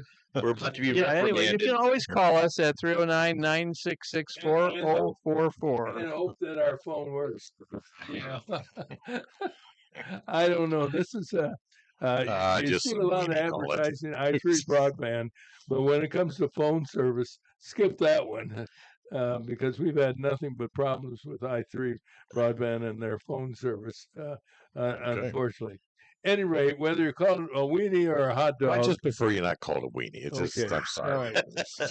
No, there's an official term now in the competitive eating sport. Oh, It's called an HDB. It's kind of like an RBI or an HDB. ERA. An HDB is Hot a dog hot with dog bun? and bun. okay. So you Okay. get Joey Chestnut's record is 76 HDBs. HDBs. Okay. All right. Okay. Well, it pays to know the terminology, and acronyms are kind of the the item of the day Mhm. if you want to be in the know. well, let me HDB. finish my apology. So Okay. the hot dog was very well done. I mean, for $6.50 a hot dog, it better have something. But I do want to say at this very nice place that my companion had a delicious sandwich that she was very kindly willing to share a bite or two to kind of And take it was there. that. Yeah, I knew you were going to ask me, and I forget what it's called. You But forget. it was a wrap. It was a wrap, Okay. and it had beef in it and a whole bunch of other stuff. Oh, I okay. mean, a whole bunch. Okay. So you just asked for the And- stuff. And Okay. and it was a very, very I'm guessing you don't put hot sauce on your. no, I don't know. We talked about that. Listen, I sales went up at Rolaids. We were in Well, I love Chicago, hot sauce. my wife and I, this Mhm. past weekend, and we ate at a Mexican restaurant. Very nice, one of these upscale Mexican restaurants Mhm. where you don't recognize the name of anything on the menu. There's that's a dangerous. little section of Yeah. tacos because people recognize that one. But anyway, everything's kind of hot and spicy. And so yeah, I ordered what I thought was the least hot and spicy thing on the menu, and it was still a little bit hot and spicy. But my wife ordered something that was very hot and spicy, and I tried a little bit of that. But amazingly, I didn't Is it all have right? as much GI upset and I thought I would. That's interesting. Sometimes I can eat something that, then I'm going to be in trouble in an hour from now, and it comes and goes. So your gut has a personality itself, and it can. Well, you tell can take something. something. My wife takes something acidophilus. Oh, really? It's a No, Oh, there's yeah. a couple of things I've learned that I can take that will counter the Yeah. effects. I started getting all the rumbling and gurgling Mhm. right after I ate, And some and other I knew I signs. was headed for Uh-oh. trouble. So I Here we did. go. I did take one of those little Lomotil tablets. Anybody ever Lomotil, taken yeah. those? No. Little tiny pills. They're very, very small. And that did calm things down. But normally, if I can just take a Pepto-Bismol or something like that, I'm okay after Now, hot food. I have that. I don't remember what it's called. I looked it up. You'll know. But Yes, I think he would know. I- He is a doctor. He's a son. doctor. Yes. I love really hot stuff, but it really makes me perspire. Mhm. I mean, and it feel really weird because I go to a restaurant. What is that? It's something in your I don't know if it's in your In your tongue. stomach. No, it's not stomach. It's tongue, and It's I can't remember the name of it. stimulation from components in the peppers Yes. that are put in the Yes. food, and it stimulates the autonomic nervous system, and you It does. sweat and you get hot. A lot, though. I flush, mean, your blood vessels dilate, and yeah. you can get a blushing kind of effect all over your body. It can have some people have actually died from Are eating. you okay, Mike? Oh, jeez, that what we're you tell me that We can for? tell you about Well, spicy food. I'm He's not gonna sneezing die. over there. Yeah, Yeah. No, Are you there allergic are to people this? on record who have I died from the guess. side effects of Well, how do you that. die? I mean, I do that all the Because it time. can make your heart race and it can dilate your blood vessels. No, it doesn't do that. It just makes Oh, me it can. sweat. Well, I'm going to clean this now. Then I'm going to die. I don't want to. What's going on in your cardiovascular Well, system? no, I don't. I Yes, guess. your ultra. there's a measuring unit now for pep Scovilles, yeah.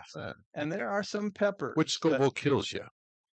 There's some peppers on the high end that Yeah. you just cannot eat. No, I won't eat that. The Carolina The Reaper. Carolina Reaper Yeah. is the common one people quote as But being there's a high. stronger It's one up than that. around 2 million Scoville. units. See, I don't Yeah. like that kind of stuff. I just like a little bit of Frank's hot sauce and that kind of thing. Yeah. Oh yeah. Yeah, no, that's down much lower. Oh, yeah. Yeah. and Oh, tolerable. one of those would put me. One of those would put me in the hospital.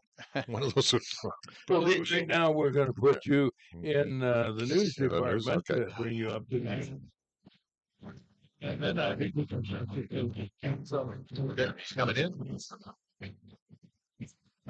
apparently not. That might have been Kevin on the phone. Oh, Anyway, let's start with the check of the news with Mike Contino, brought to you by Bob Manning, Senior Vice President, Financial Advisor. He's with the Grandview Capital Group at Morgan Stanley in Peoria. For investment needs, check out Bob. You can reach Bob Manning at 309-671-4653. Morgan Stanley, Smith Barney, LLC, member SIPC. And with the news, here's Michael. Thanks, Roger. Now that I'm over my sneezing fit, sad to report this morning, but another brutal death of an infant. Peoria County Coroner says 7-month-old Elin Davis was pronounced dead at OSF St. Francis Medical Center. Harwood said the child died as a result of abusive head trauma perpetrated by another person. Police were called to a house in the 300 block of South Kersey where the first responders were performing life-saving procedures on the baby before transport to St. Francis. Police were told the little boy was sleeping with a parent who later awakened and found him unresponsive.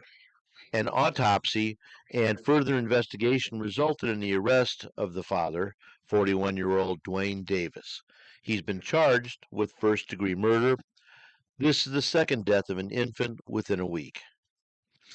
18-year-old Amarian Billups Wilson will be in court today to learn whether he'll be held behind bars until his trial for the first-degree murder of 18-month-old Sullivan Ewing. Allegedly, Wilson was babysitting 3 other children when he allegedly physically abused the infant, causing the fatal injuries. Police said the other children were also taken to St. Francis for treatment. Peoria Heights officials announced the hiring of one of their own as the village's new police chief. Congratulations to Deputy Chief Chris Ahart, named to replace the retiring chief Dustin Sutton. Ahart has been with the department since 1999.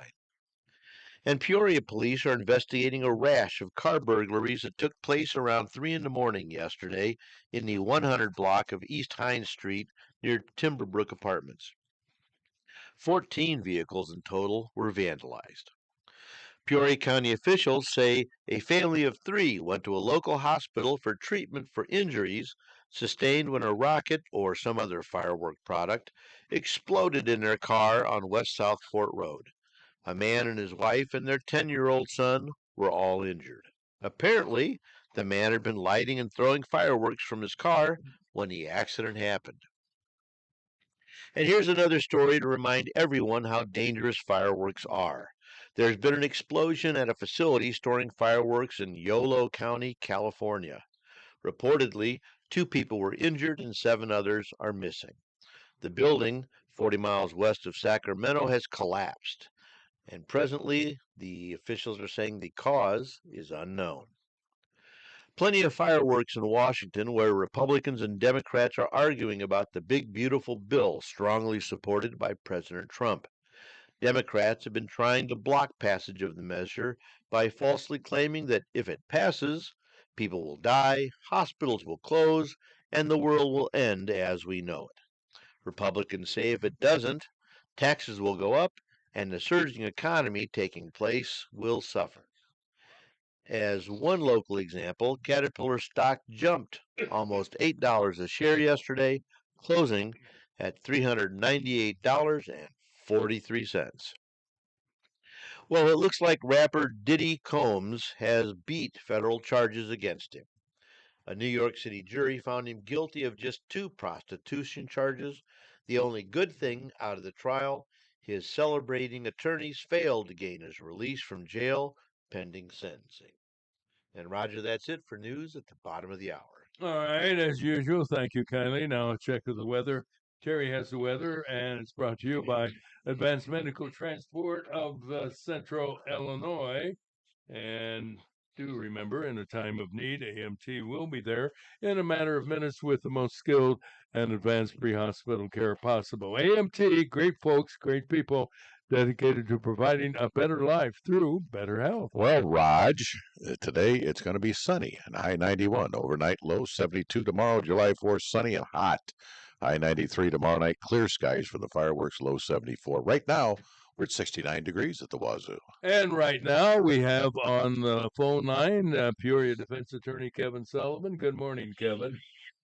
Good morning, Roger. Can you hear me okay? Yes, clear as a bell. I don't know what happened to the phone, but we pay it every month. So, well, I'll tell you, preliminary things. I'm watching you this morning for the first time live streaming, and everybody looks good. And I think the fact I'm not in the expansive studio makes the entire group look that much better. So you were here Monday. Weren't you here Monday when we... yesterday, too. yesterday. Yeah. I'm the watcher, not the watchee. Okay. So, Crazy I didn't come in this morning. the other thing is, I might recommend a little pancake on the craniums here, guys, on the angle of the camera. A little shiny, Al. A little shiny. And then the last thing I need to do, if we're going to talk about Sean Diddy Combs, we got to make sure Roger doesn't break out into a weenie conversation about. True enough. Yeah, where do you Usually, yeah. We ought to go on the road. Well, I don't know where to start, whether with Diddy or this killer out in Idaho. You're on your own on this. Hey, well, let's talk about Diddy. I think I said yesterday, I thought that yesterday sometime I predicted there would be a verdict of some sort. I thought that the verdict would actually be, in addition to the Mann Act, which there was 2 guilty counts, 2 guilty findings there. I thought perhaps they would have convicted him on the charge of sex trafficking by force, fraud, or coercion, but they did not. I was surprised, and I think a lot of people were surprised. And so surprised they did not come back with a guilty on the racketeering or the RICO. That's complicated. That involves an awful lot of things. Now, every news agency was reporting a different sentencing parameter yesterday. Some said 10, some said 20, some said 30. On each count of the Mann Act, which is transportation of an individual across state lines for purposes of prostitution or debauchery, that's an old term, carried statute up to 10 years. So they could get anywhere from 0 to 10 years. Now, the federal courts like to talk in terms of months in prison instead of years. I'll get into that in a second. We'll do the math. He's guilty of 2 counts. Now, one of the issues for the judge will be, will the judge find sufficient aggravating or exacerbating factors warrant a conviction? In other words, sentence him on 1 count. So let's say, X number of months. And then when he finishes that sentence, he starts sentence number 2.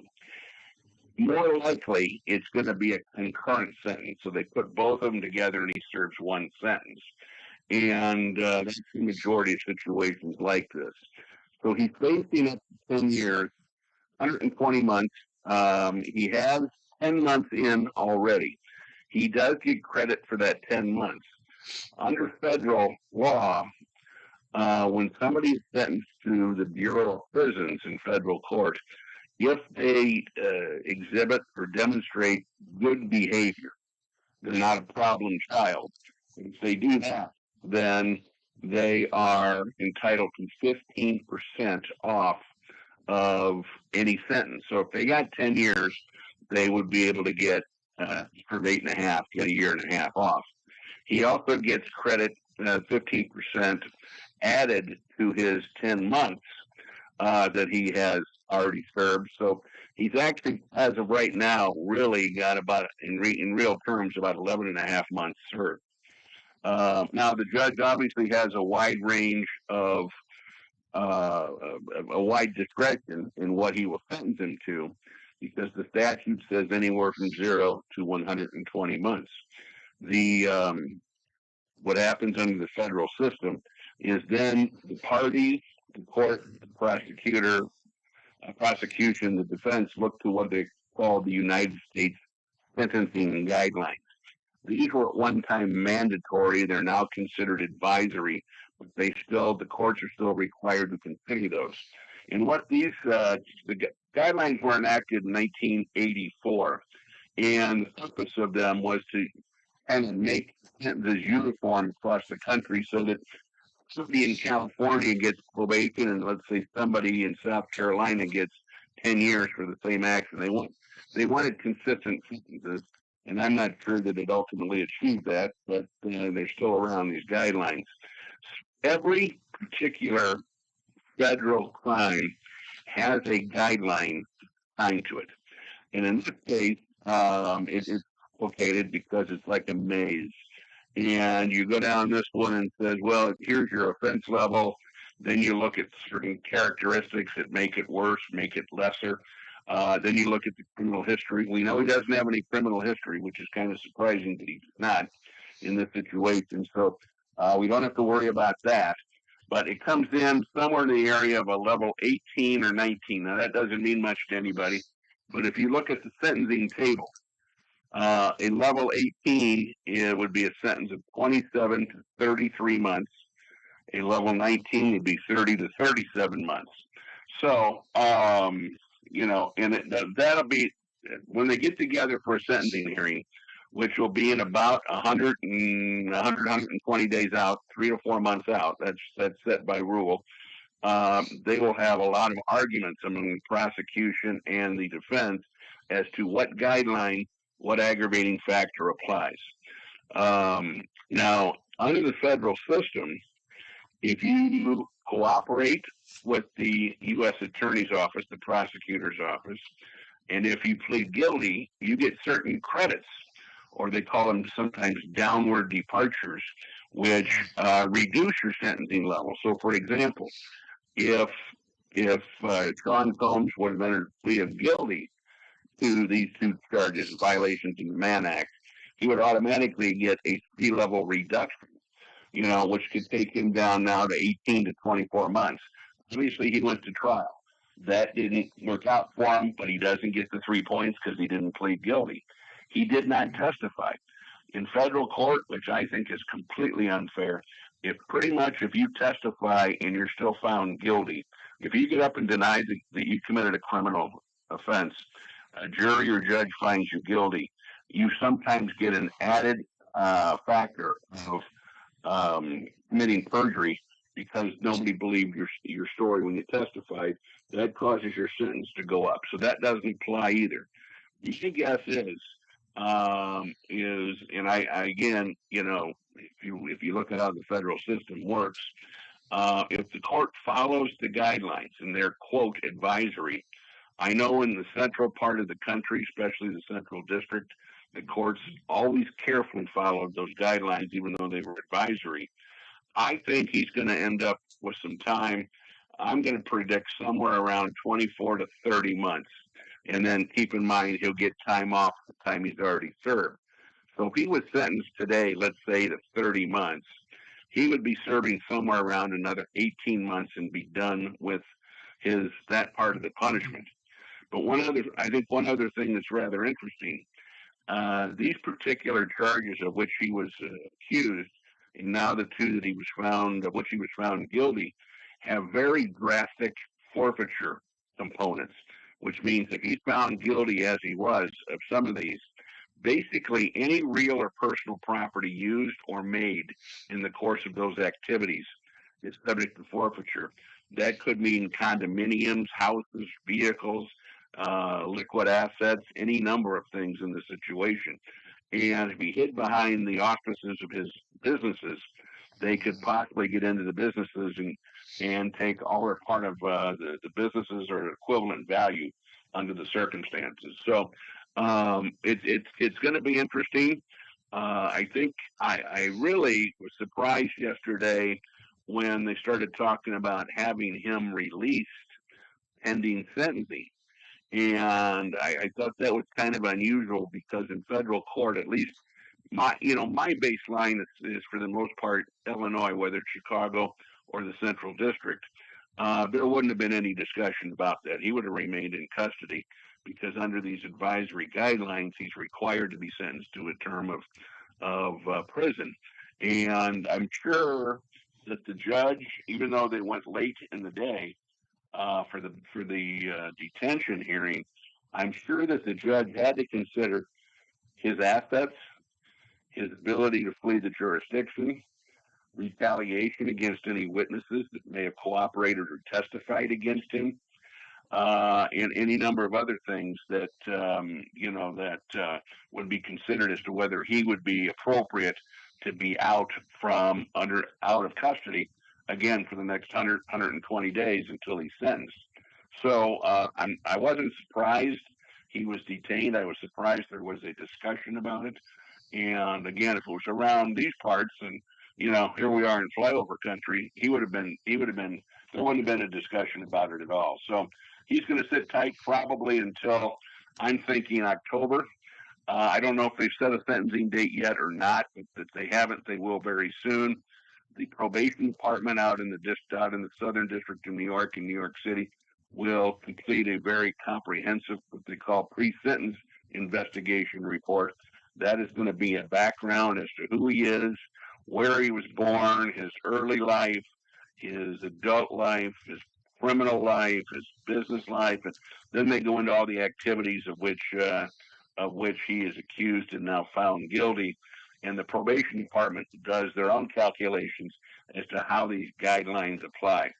And I will tell you, especially given my experience locally, typically the probation department is usually very accurate. They come in higher than lower most times when it comes to calculating these guidelines.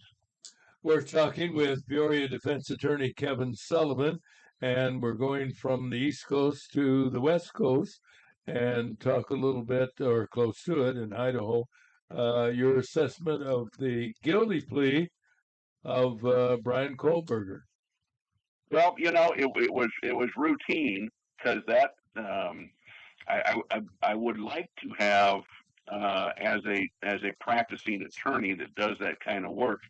I'm going to try to maybe record that plea hearing yesterday because the judge went through a routine, and it basically to accept a plea of guilty from someone, the judge has to satisfy himself that this person knows what he's charged with, knows what the potential consequences are, knows what his rights are. In other words, the right to plead guilty or the right to plead not guilty. And if he pleads not guilty, trial rights, jury trial versus bench trial.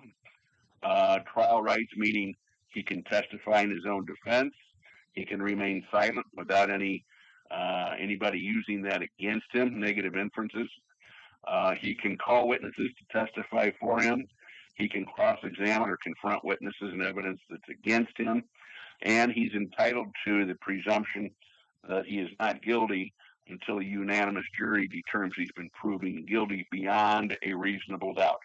So those are, I don't care if you've got a jaywalking ticket or you're Brian Kohlberger, that's what every judge is expected to do in that situation. Now, in most criminal cases, whether there has been a trial and a guilty finding, or if the plea of guilty, most everyone has certain appeal rights. If you're in the federal system, you have the right to appeal within 14 days of the date of your sentence. In state court, it's 30 days. And even if you plead guilty, you can appeal. But what you have to do is you have to request the trial court allow you to withdraw your guilty plea. And you better put every reason in there. And if you say to the judge, well, I thought about it and I I didn't like the result. I think I could do better. That's not going to get you very far. It better be something about your lawyer misadvised you. You didn't understand something. You were under the weather. You were under the influence of something. You had a bad reaction to some medication. You hadn't slept for a couple of days, et cetera, et cetera. So those are reasons to withdraw your guilty plea. But I would like to prepare a client to what occurs during a plea hearing. The judge yesterday was very thorough. The judge was very monotone. He satisfied himself that Kohlberger knew what he was doing, knew everything about the case, knew what the possibilities were. And the second prong is determined that his plea was voluntary. In other words, nobody put a gun to his head and said, "You plead guilty." Nobody twisted his arm. Nobody forced him to do it. It had to come from him. But it's interesting because I always tell my clients that in the criminal courts, for the system to work, it's like a three-legged stool. You need the prosecutor in prosecution, you need the defense, and you need the court. The court has to accept the plea of guilty.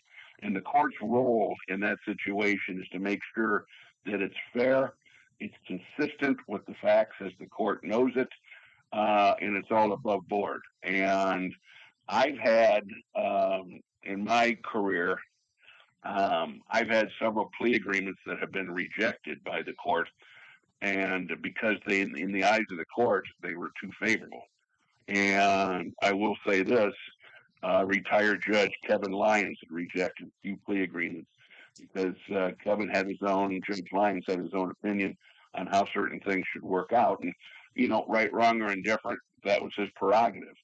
On the other hand, I had tried a number of cases over the years in front of retired Judge Pete Alt. Pete was on the peak and has been retired for a number of times. He used to say to the attorneys, I'm going to accept the plea no matter what the terms, because as long as I know the attorneys are competent, meaning the prosecutor and the defense attorney, I'm going to trust that they know more about the case than I ever will. And what they're putting forward in this court to resolve it is in the best interest of all concerned. So, you got competing interests in this situation. So now they accepted his plea. He will remain in custody, and I think there's a sentencing hearing set for later, maybe in the month of July. Now, we know what the sentence is, but the purpose of a sentencing hearing going through these motions is to allow the victims' families to have a say. They're allowed to make what are called victim impact statements. And that means they can get up and they can say whatever they want, how this gruesome set of events has affected them now and forever. They may get up and criticize the prosecutor, and I'll get into that in a minute, because the prosecutor, they think, sold out on the case, which I disagree. But so there'll be it's kind of a pro forma or formality, but it'll give people an opportunity to certainly express their feelings and or displeasure about the system when that occurs. Going to the next issue, which is the victims' families that are upset. Not all of them are, but I think at least two are rather vocal. One in particular refused to enter the courthouse yesterday as his form of silent protest, as he was so opposed to what they did for two reasons. One is the prosecutor's office sent out kind of, again, rather basic or more formality type letters to the victim's family explaining there's been a plea agreement reached and it'll be presented on this date, this time in the court, and without a whole lot of elaboration. And the other reason they're upset is because Kohlberger hasn't been sentenced to die by a firing squad, which they still use in Idaho. And the prosecutor, in his defense, said, we worked this agreement out because it's a sure thing. It spares the family the gruesome experience of sitting through a trial. And that is where every piece of evidence would come out, every video, every photograph, the descriptions of how the murders occurred, the effects on the body, the causes of death, things like that. And that can be just gut-wrenching. Having been in a courtroom many times when that's occurred, it's difficult if you're not a member of the victim's family. And The other thing is, you never know in this world what a jury's going to do. It's far from a sure thing. It should be a good system in terms of comparison to other criminal justice systems around the world, but it's far from perfect. And you never know if you're going to find some rogue juror that's going to be sitting on that jury that's just going to hold out and say, I'm not going to find him guilty. I don't care. I don't think a human being can do that. I don't think this guy had too much going for him. And I want my 15 minutes of fame. I'm going to hold out. Now you got to go back and try it again. Then you got phase two, and that's the death penalty phase. If they do find him guilty, will they get a death penalty on him? And in this day and age, it's not easy because you have a lot of people that are, religiously or politically opposed to the death penalty. They may not disclose it so much during jury selection, but then you get down and you have a trial that's going to take 2-3 months. It's going to be a terrible expense, both financially and emotionally. And from there, you end up with perhaps a life sentence. But in that situation, you've got no limitation on the appeal process. Two types of appeal processes. One is direct appeals to the higher courts, and that can take it up through the Idaho court system and eventually get into the federal system. Or you can do what is called post-conviction proceedings, saying that he was denied certain constitutional rights along the way, affected the outcome. The plea agreement encompasses no appeals, no post-conviction proceedings, no collateral attacks. It is what it is, so that on sentencing date, he'll be sentenced to the Idaho Department of Corrections for the remainder of his existence. And they say, well, he'll be able to make friends, and he'll be able to play cards, and he'll be able to do this. Yeah, that's all true. In custody, I don't know. I think the prosecutor did the right thing in making this agreement. I think the prosecutor should have had a better bedside manner and called the families in to have a little give and take with them as to whether they were in favor, if they were in favor of it, and explain pro and con, which they don't think he did. It's ultimately the prosecutor's decision, not the victims' families. But I think there could have been better communication. Yeah, Kevin, Mike Dentino here. One question is, because I know one of the fathers, I think it was, that said he's been sentenced essentially to adult daycare, which I thought was a rather interesting take on going to prison for life.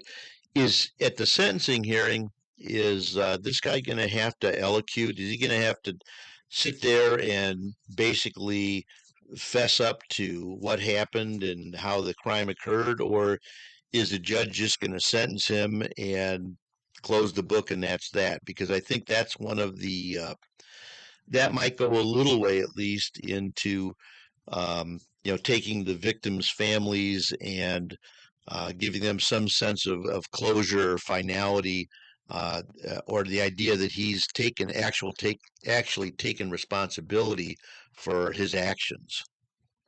Well, that's a good question, and let me explain. When you use the term allocute, that is a process. For those that don't know what that means, is sentencing hearing. The accused or the defendant is always given an opportunity to address the court, and where you have a negotiated sentence, where you know the outcome, a defendant can still do that, and I'll touch upon this in a second.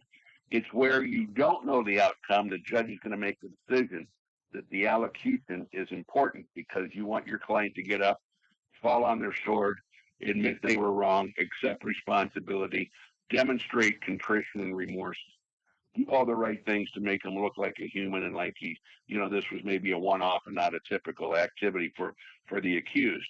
So that does have an impact. My understanding is, from what I've heard yesterday, is there's going to be no requirement for him to allocute or accept responsibility or explain his conduct at the sentencing hearing. And I don't think they can force him to do that. They could make a plea agreement, in the plea agreement, that he has to. Then the question is, does he do enough to fulfill the terms of the plea agreement? Does he say enough, not enough, too much? Does he kind of go awry or skew down the road a little bit into his story? That's a hard thing to enforce in that situation. Right. So he will have that opportunity. Whether he will exercise it, I don't know. I'm guessing because this guy does look a little bit arrogant, as he's got a certain aura of uh, I guess of arrogance. I'm guessing he will probably just sit there and take it, as they say, because he'll obviously be bad mouthed. But I expect that the prosecutor will have to do the same thing on that day as well. And unless they change, unless something comes out that he is required to allocute, I don't see it happening. Well, as usual, did you want to respond? You have time for a rebuttal, Mike. Well, I was just going to tell Kevin, thanks for that excellent explanation. And the only thing I would add is that the danger sometimes in allocution is that, especially in a case like this where it's already the sentence is set, everyone knows what's going to happen. This can sometimes be an opportunity for the perpetrator to take one more poke at the victims' families just to break emotional bonds or just like try to get one more jab in at them uh, to do what this guy apparently likes to do, which is hurt people. Well, I agree. And that's the last thing that anybody would want in a situation. Exactly. But we've all seen it, and it creates quite a bad situation for in the courtroom, and that's why, as a criminal defense attorney, sometimes the least amount said by the defendant is better for everybody, no matter what stage of the proceeding. Yeah, absolutely. I agree. I do think I like the word elocute. Could there also be a period of time where members of the family could walk by and just punch him once? Oh, tempting. Yeah. Just a thought. Well, at any rate, thank you for your thoughts and your analysis of two big trials that have taken place in our country. As usual, we thank you very much. And a reminder, you can reach Kevin at 309-672-2009. And thank you very much, my friend. Thank you, Roger. Everybody have a good Fourth. Be safe. Make good decisions. That's right. Enjoy yourself. Have a fifth And on the fourth. if you don't, call me this weekend. Hey, that is a good non-for-profit commercial. Thanks, Kevin. I appreciate it. Thank you. Talk to you soon. Hey, that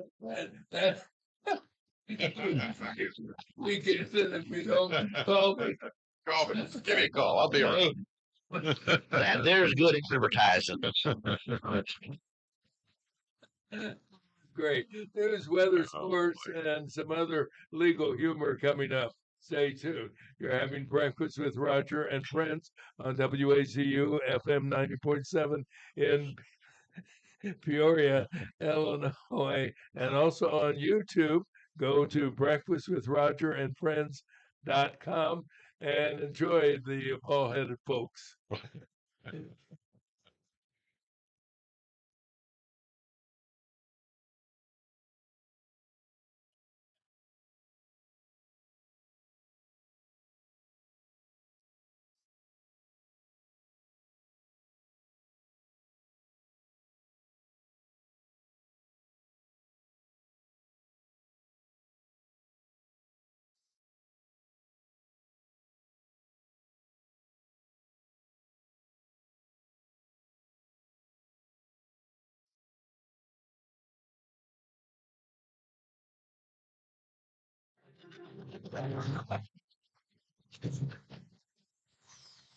And a pleasant good morning, everybody. It's Thursday, the 3rd of July, and we begin with a check of the weather brought to you by Kyle Barnold, an insurance professional. He can shop around on your behalf to find the right coverage at the right price, whether it's for homeowners, vehicle, health, or life insurance, or all of the above. Kyle Barnold available this morning at 309-682-0519. Now the weather. Sunny today, Roger. High 91, overnight low of 72 tomorrow. Sunny and hot High 93 tomorrow night. It'll be okay out for the fireworks. Low 74. Saturday sunny and 92. Sunday sunny and 89. Currently, it's 71 degrees at the Wazoo. And now we have the news brought to you by your hometown community banks division of Morton Community Bank. There are 46 convenient and friendly hometown locations throughout central Illinois, providing a variety of financial services. Look for the clock tower, and you'll know they have time for you. Member FDIC. Mike Dentino's here with the news. Mike? Thank you, Roger. Well, there's been another brutal death of an infant. Peoria County coroner says 7-month-old Elin Davis was pronounced dead at OSF St. Francis Medical Center.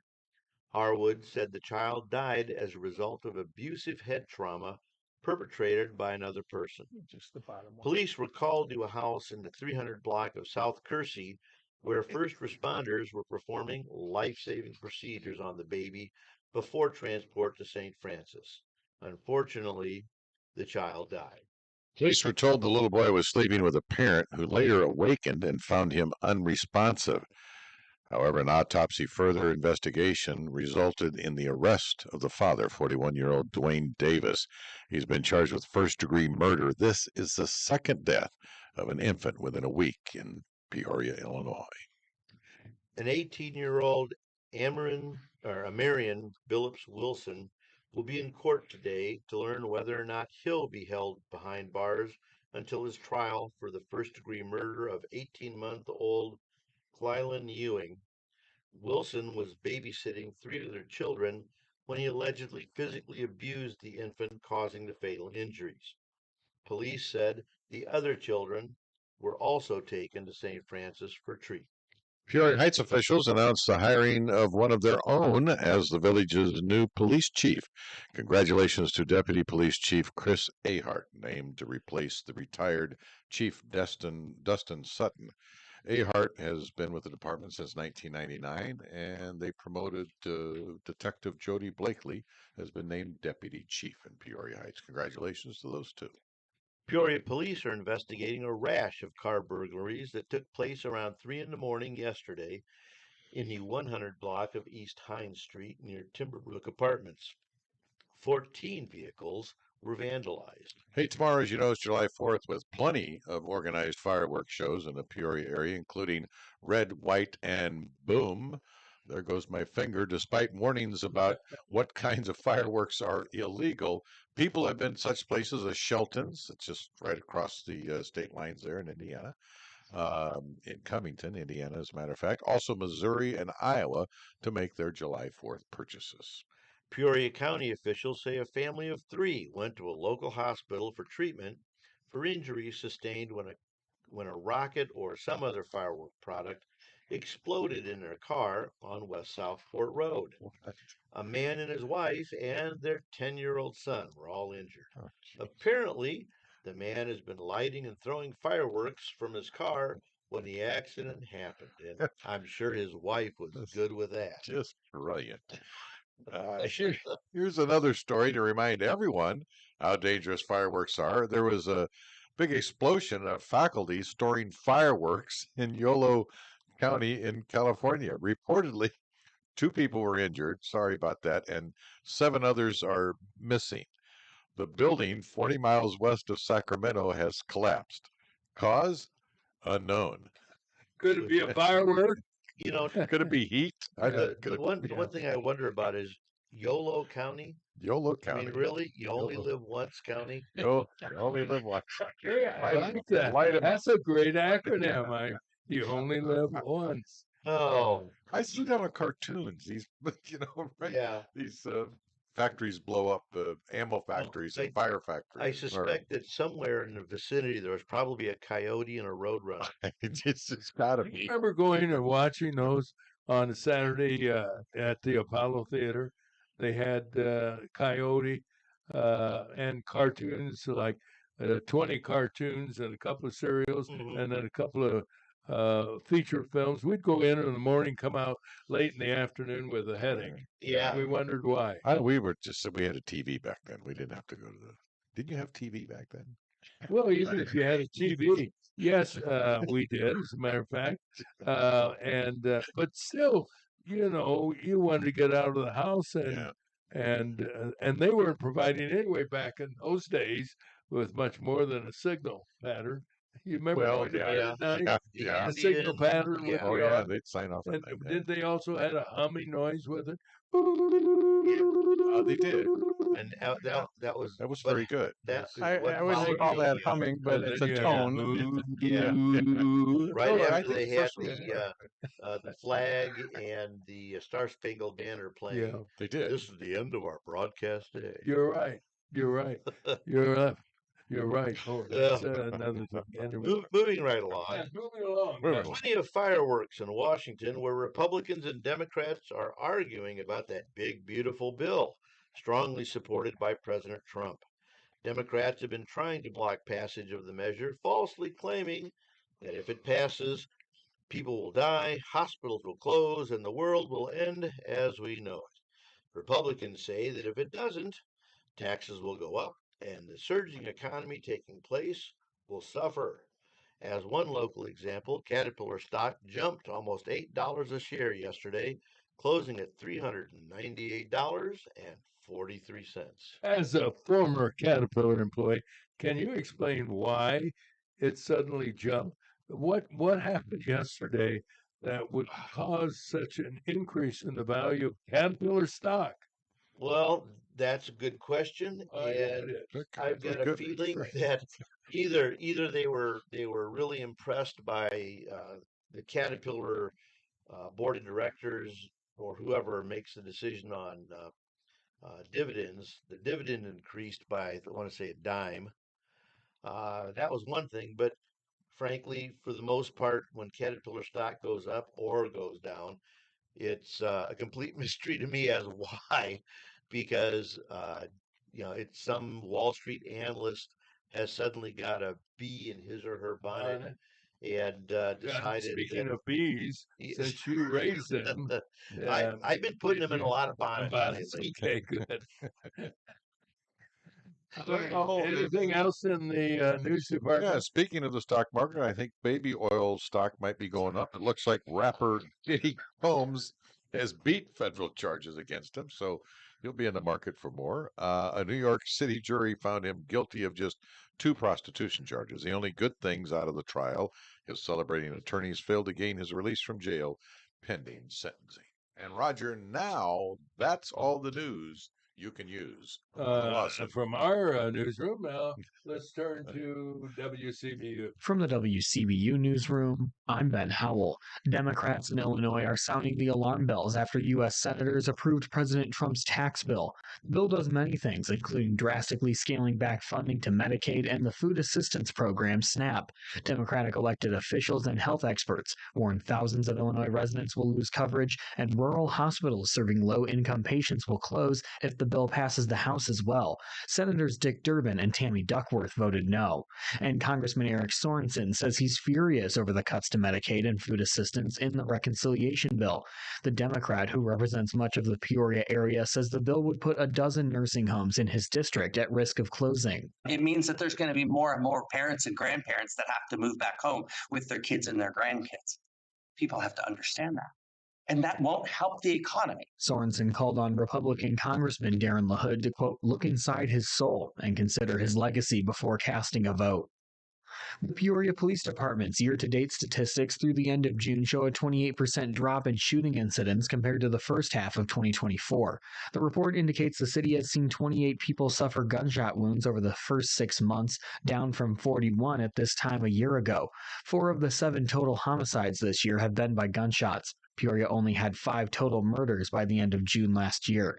The report shows more than 1,600 rounds fired so far in 2025. That's down more than 1,000 from a year ago. And Peoria Public Schools District 150 is waiting to make a decision on a new walk-through metal detector system with improved technology. The Board of Education tabled a vote on a 4-year subscription to bring the Evolve equipment to its 3 traditional high schools. Board member Lynn Kostick says the nearly $500,000 financial commitment requires thorough research. One of the things that I would like to see is to open it up to other companies and see what they also have to offer The agreement would call for a $160,000 initial cost for the upcoming school year and close to $110,000 in each subsequent year. I'm Ben Howell, WCBU News. Thank you, Ben. And let's get the latest from the world of sports, brought to you by BradleyFans.com. Here is Dr. Gene Sidler. Gene, you're on the air. And thank you, Roger. Thanks to everybody listening in and watching on YouTube. And if you don't know where to find us, I can mention that again. Go to youtube.com/Roger and Friends LS. Oh, you have to put a little A at in front of Roger and Friends LS live stream. Or you can just do the search bar and put in Roger and Friends live stream. You'll probably find it. Or you can go to Roger and Friends. No, you have to go to breakfast with Roger and Friends.com. And there's a big link there that says click here to listen. And so look for the 7/3/2025 version of today's show. Anyway, sports for today. We got baseball scores from yesterday that our local regional fans might follow, as the Chicago Cubs winning yesterday, beating the Cleveland Guardians 5-4 last night. The record now 51-35 and a 3-game lead over the Milwaukee Brewers and also a 5-game lead over the St. Louis Cardinals. Cubs will go for the sweep against the Guardians tonight at Wrigley Field. St. Louis Cardinals lost to the Pittsburgh Pirates. They lost all 3 games in that series in Pittsburgh. Yesterday afternoon's game was 5-0, and they were shut out in all 3 of those games. They're really struggling now to score runs. They are off today, and they start a series in Chicago against the Cubs at Wrigley Field tomorrow afternoon. Chicago White Sox lost last night to the Los Angeles Dodgers 5-4. Story in that game, Dodgers starter Clayton Kershaw pitched 6 innings and got 3 strikeouts to reach his career goal of 3,000 strikeouts, becoming only the 20th pitcher in Major League history to reach 3,000 strikeouts for a career. And White Sox will play the Dodgers again tonight to close out that 3-game series. Peoria Chiefs won last night, beating the South Bend Cubs 21-2. Chiefs pounded out 21 hits and capitalized on 4 South Bend errors to score 5 unearned runs as well. Chiefs will play South Bend again tonight at Dozer Park. And in tennis, the 138th Wimbledon Championships in London, beginning the second round now. And men's singles, 15 of the 32 seeded players have already been defeated and eliminated. There have been an unprecedented number of early upsets. In the women's side, 16 of the 32 top seeds have been eliminated by upsets. And the top seeds on both sides, Yannick Sinner on the men's side and number 1 seeded Arina Sabalenka on the women's side, they're still alive and are now the overwhelming favorites. And in the competitive eating contest tomorrow, it's Nathan's Hot Dog Eating Contest, July 4th every year on Coney Island. In the men's contest, the favorite will be 15-time winner and world record holder Joey Chestnut. He set the record of 76 hot dogs and buns in 2021. Joey Chestnut returns from a 1-year ban for signing a sponsorship deal with a competing food company, so he didn't compete last year. Last year's winner was Chicagoan Patrick Bertoletti with 58 hot dogs and buns. He's also in the field this year, but I think anybody that thinks anyone will beat Joey Chestnut is nuts. No. He's going to win. Women's favorite is Miki Sudo, 10-time winner. She won the last 10 years on the women's She's side. a little gal. Yeah, she's not a real big gal. She set a record last year with 51 hot dogs and buns. I might be able to finish 1.5 of those. I did too yesterday. I did okay on it. You did 2 of them? Yeah, I ate 2 of them, one right after another one. And you had full condiments? No, just mustard. They had a sauce, but I'm nervous about sauces. Because for hot dogs, because spicy. I can't handle spicy food. Oh, you can't try it first? You can't get a little... Well, I did. I tried it. Okay. It wasn't bad. It wasn't good, but it wasn't bad. Okay. So I thought, well... was this a new restaurant? You don't have to say where, but is this someplace new that you... No, it's well, you've been there before? No, it was my first time, and as it turns out, the last time. Okay, right. There you go. Because not a I pleasant walked out experience. of there for a bill counting tip of over $35. You don't want to hear what I paid in Chicago for just my... Yeah, go tell me. Yeah, make it feel bad. Make it feel bad. $86. For a couple hot dogs. Two Well, I wings. mean, I had these are Mexican food, and usually they're Oh. not overly priced No, types of no, food. it's cheaper food. Yeah, but it was Plus sort of a eight. high-end Mexican If restaurant. I ate Mexican and what you ordered spicy, or do you know what to order? What I ordered was spicy, but just very slightly. It was tolerable. What my wife ordered was very spicy. Did you have margaritas though? Did you? She did. My wife. Well, see, I- that was probably $15-18. Yeah, Yeah. those Yeah. are Those double get- digits easily. yeah. Now you can you drink alcohol with I your just stuff? I could. I just don't like it. It's If I ate it like you did at a Mexican restaurant, I would be going to the Kaopectic Festival afterward, where it's run, run, run, run. See, I don't seem to have that problem either with spicy food or people don't. with alcohol. Well, if with a name like Dentino, you would not. No, have you wouldn't. A lot of people like to have that. To me, it covers up the taste of what you're trying to eat. So to me, it just overwhelms me, and I can't taste what Yeah. I eat. But other people enhances the taste and flavor. Yeah. So Well, I what'd think you it's get? all What different. dish did you get? What dish did you get at the Mexican Well, restaurant? it was a chicken taco type of thing. It comes with like 4 tacos lined up on a plate of Soft shell. which is Soft on- shell. Okay. Yeah, the soft Yeah. taco. Kind of like the street tacos had Mhm. various Okay. things on them Yeah. and a sauce that you can either put on or have on the side. It was very good. Did they bring the chips and the guacamole? Because or not guacamole, but again, a high-end salsa. Mexican restaurant that is extra, and you have to pay Oh. for it. Not like your lower Oh, level yeah. restaurant. So we did not opt for that Okay. because we figured we'd get plenty of food with the meals. And the wife get a little tipsy, did she? What's that? The wife get a little tipsy? No, I couldn't talk her into a second. Okay. margarita. Well, you tried. At least you tried, huh? Anyway, the eating contest on ESPN tomorrow, starting at 11 o'clock Central Time. And I'll be watching. That's always fun. Remember 2 years ago? I don't know if you remember this event. 2 years ago, when Joey Chestnut was competing, a protester ran up on the stage. One of these don't eat meat type people, Yeah. and right. Joey Like- put him in a headlock and dragged him off the stage. Donut up his nose. Yeah, the Joey Chestnut, the guy competing, Yeah. they always put him at center stage because he's the draw. But he just dragged the guy right off. Yeah, Well, it was fun. You'll find that on YouTube. The weakness of the vegan movement in terms of typical body strength.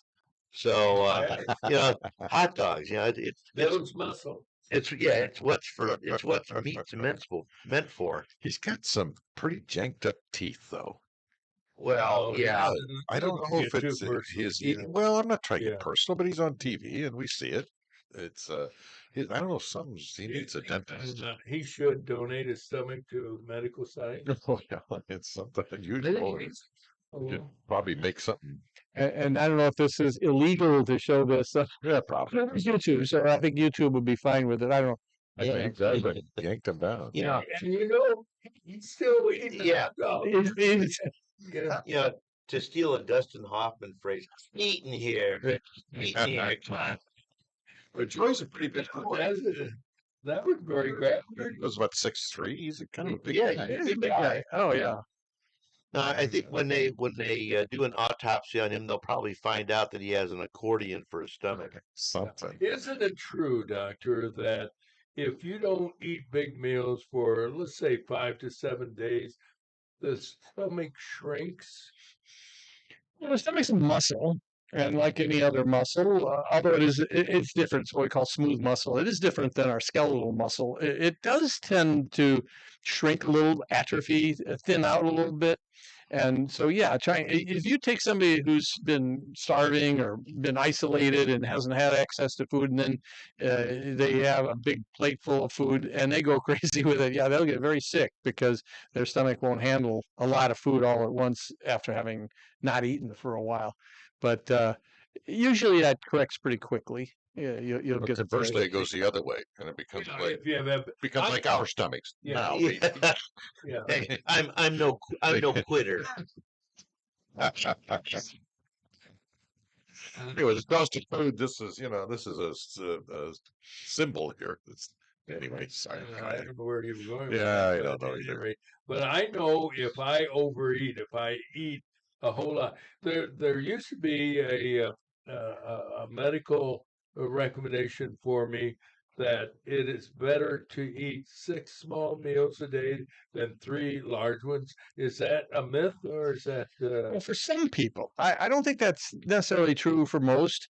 Um, but people with hypoglycemia, that is the recommended treatment is to eat smaller meals more frequently because it's the rush of food into our bloodstream, nutrients, specifically carbohydrates that are converted to sugars, that will tend to cause some people to end up with a plummeting blood sugar level and get hypoglycemic. And that's just a variation of people's physiology, so that people who are prone to hypoglycemia, then they should probably not eat large meals, but rather multiple small meals. But for most people, probably, again, physiologically for our body, eating 3 meals spaced out in a day, the way most people do, breakfast, lunch, and dinner, it actually works probably most ideal. Yeah, it is interesting. I had a friend who had to eat at a certain time, and he was visiting a friend at Proctor Hospital, and he left, got on an elevator, and he passed out on the elevator. He said he was so embarrassed when he woke up. Um, the elevator had stopped, the doors had opened, and he said, when I woke up, a nurse had my feet up in the air. Is that right? Does that sound right?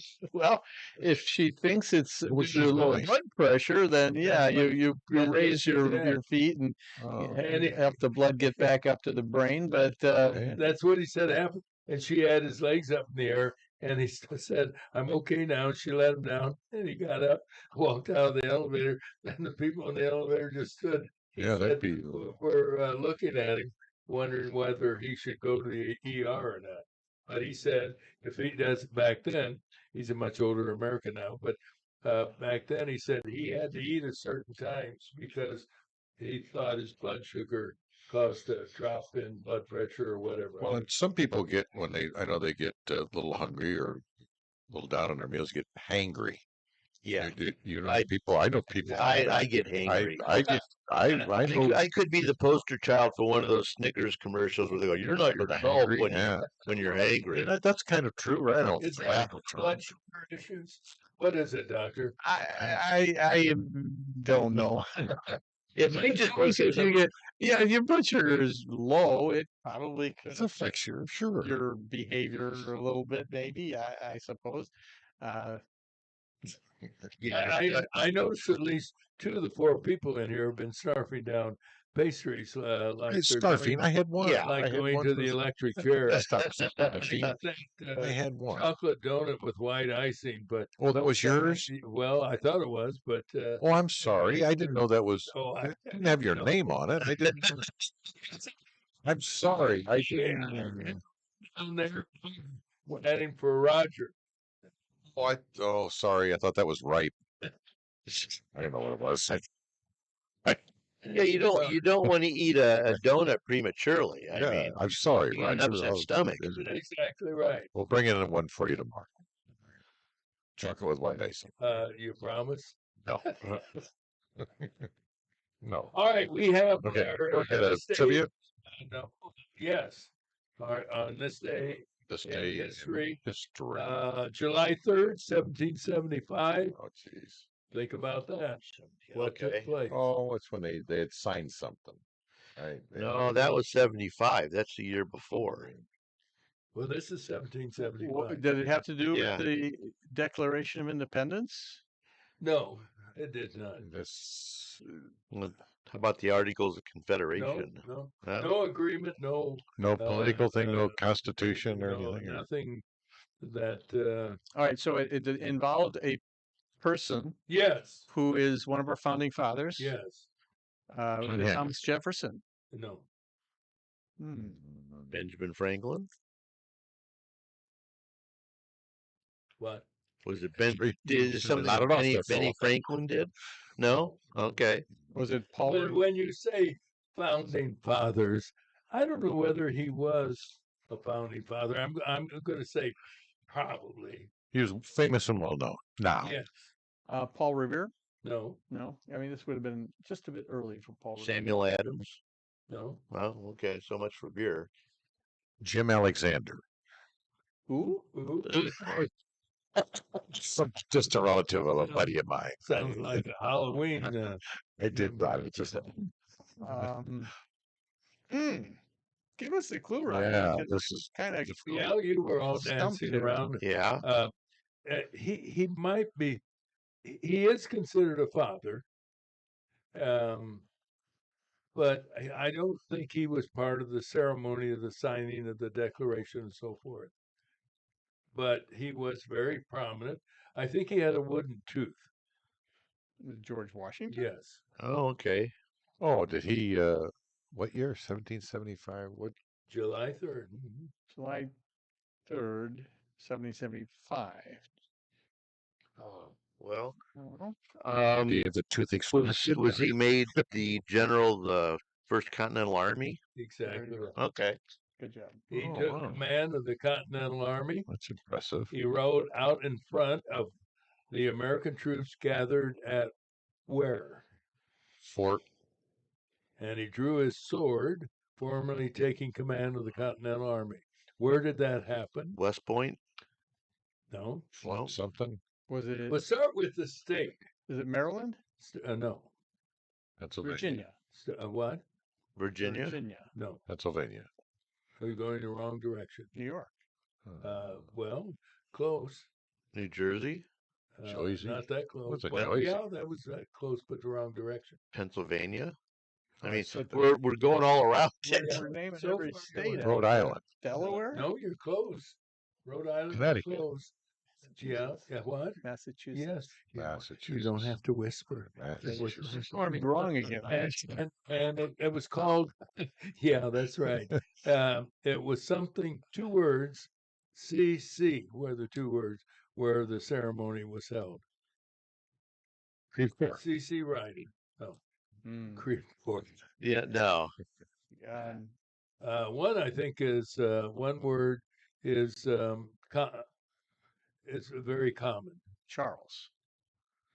Is one of the words Charles? No. Common. One of the words common. Yes. Oh. And I think there's a university. Columbia. Columbus. Columbia College. And I think there's an English town with this same name. Starts with C and ends with E. And in it is a word that describes a structure over a river. Cambridge. Yeah. Ooh, I like that, Mike. Okay. Yeah. Washington, what was he was known for in Virginia? A wooden tooth. What did he do? Mount Vernon is in Virginia. He was a surveyor. Well, he might have been, but in this case, that's not the right answer. He was a planter. What? Oh. Which makes him, I guess, a farmer. Farmer, you mean? Yeah. He was veteran of the French and Indian War. He had been appointed commander-in-chief by the Continental Congress 2 weeks before, but on the July 30th is when he officially took over, and he raised his sword up, and in agreeing to serve the American colonies in their war for independence, he declined to do what? Get his teeth fixed. He declined to. You're going to get an F. Salary. I'm just trying. He declined to accept a salary.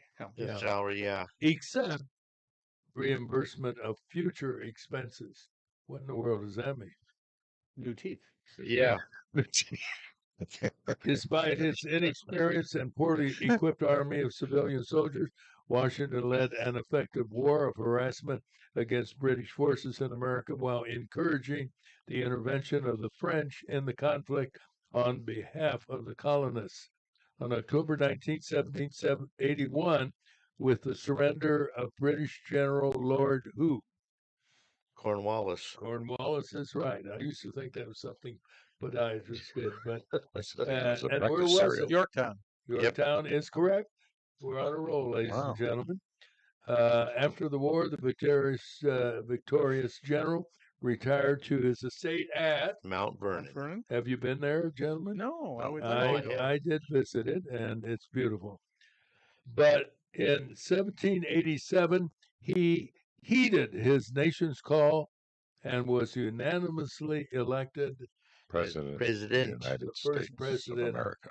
of the United States. Well done, my friends. Now let's see what you know about news.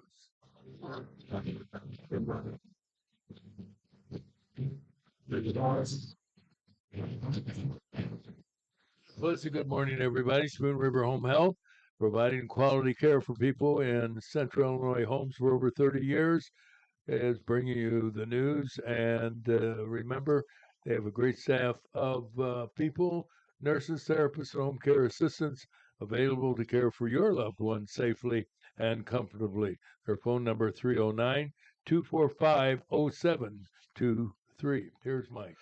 Thanks, Roger. Sad to report this morning, but there's been another brutal death of an infant. Peoria County coroner says 7-month-old Elin Davis was pronounced dead at OSF St. Francis Medical Center. Harwood said the child died as a result of an abusive head trauma perpetrated by another person. Police were called to a house in the 300 block of South Kersey where first responders were performing life-saving procedures on the baby before transport to St. Francis. Police were told the little boy was sleeping with a parent who later awakened and found him unresponsive. An autopsy and further investigation resulted in the arrest of the father, 41-year-old Dwayne Davis. He's been charged with first-degree murder. This is the second death of an infant within a week. 18-year-old Marion Billups Wilson will be in court today to learn whether he'll be held behind bars until his trial for the first-degree murder of 18-month-old Clylan Ewing. Wilson was babysitting 3 other children when he allegedly physically abused the infant, causing the fatal injuries. Police said the other children were also taken to St. Francis for treatment. Peoria Heights officials announced the hiring of one of their own as the village's new police chief. Congratulations to Deputy Chief Chris Ahart, named to replace the retiring Chief Dustin Sutton. Ahart has been with the department since 1999. Peoria police are investigating a rash of car burglaries that took place around 3 in the morning yesterday in the 100 block of East Hines Street near Timberbrook Apartments. 14 vehicles were vandalized. Peoria County officials say a family of 3 went to a local hospital for treatment for injuries sustained when a rocket or some other firework product exploded in their car on West Southport Road. A man and his wife and their 10-year-old son were all injured. Apparently, the man had been lighting and throwing fireworks from his car when the accident occurred. Genius. Absolute genius. Here's another story to remind everyone of how dangerous fireworks are. There's been an explosion at a facility storing fireworks in Yolo County in California. Reportedly, 2 people were injured and 7 others are missing. Building 40 miles west of Sacramento has collapsed. The cause is currently unknown. Plenty of fireworks in Washington where Republicans and Democrats are arguing about that big, beautiful bill strongly supported by President Trump. Democrats have been trying to block passage of the measure, falsely claiming that if it passes, people will die, hospitals will close, and the world will end as we know it. Republicans say that if it doesn't pass, taxes will go up, and the surging economy taking place right now will suffer. As one local example, Caterpillar stock jumped almost $8 a share yesterday, closing at $398.43 per share. Well, it looks like rapper Diddy Combs has beat federal. I haven't enough Just coffee saying, yet. baby talk. Yeah, Some guy named Yeah, Diddy. I think there's a little baby oil in my coffee. Now I can't even talk. A guy named Diddy. Yeah, Diddy Combs. Did he do it or did Diddy, he not? Diddy.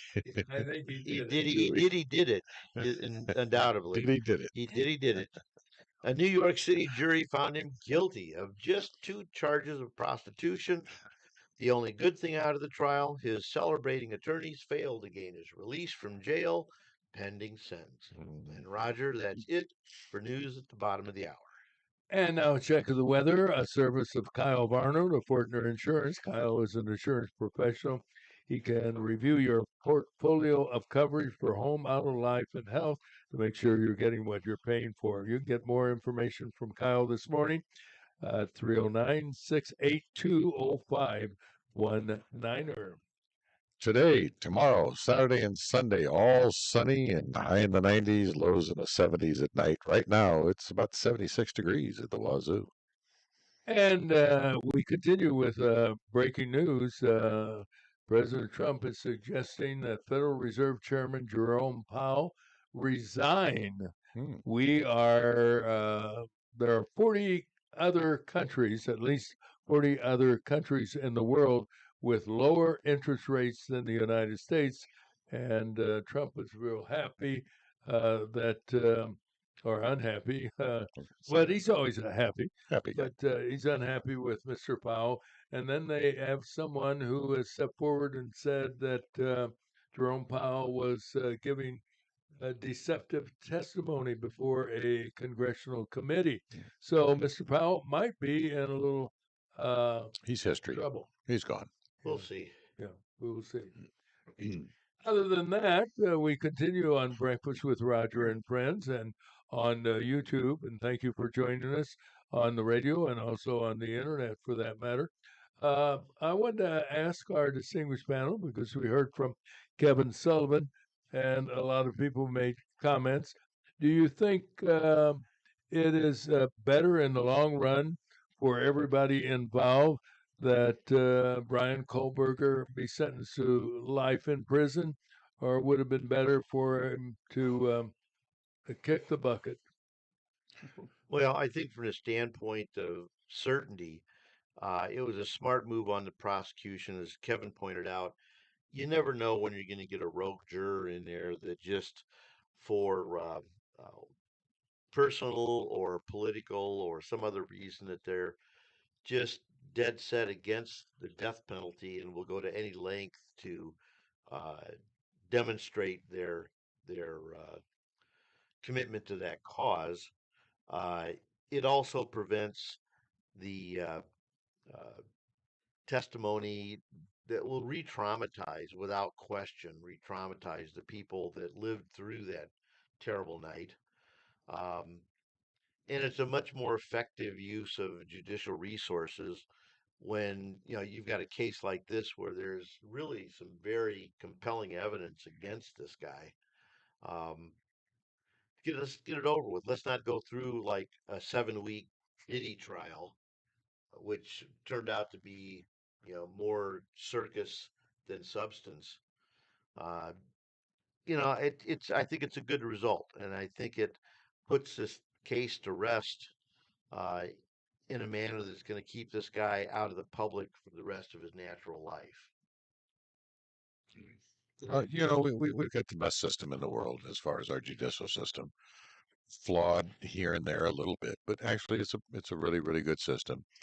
I know a lot of the family was a little bit upset, but they want their closing, they want their last bit. But yeah, I think to go through it and to see all the pictures and all the horrible stuff, I mean, that's a closure some people want, some people need. I get that, but the guy's done. He's lost his freedom. The death penalty, that can be argued one way or another, but without getting into that, I think it's our system and it's our system and our system worked. That's the way It our is system is. interesting to see that the families of the victims are split literally Yeah.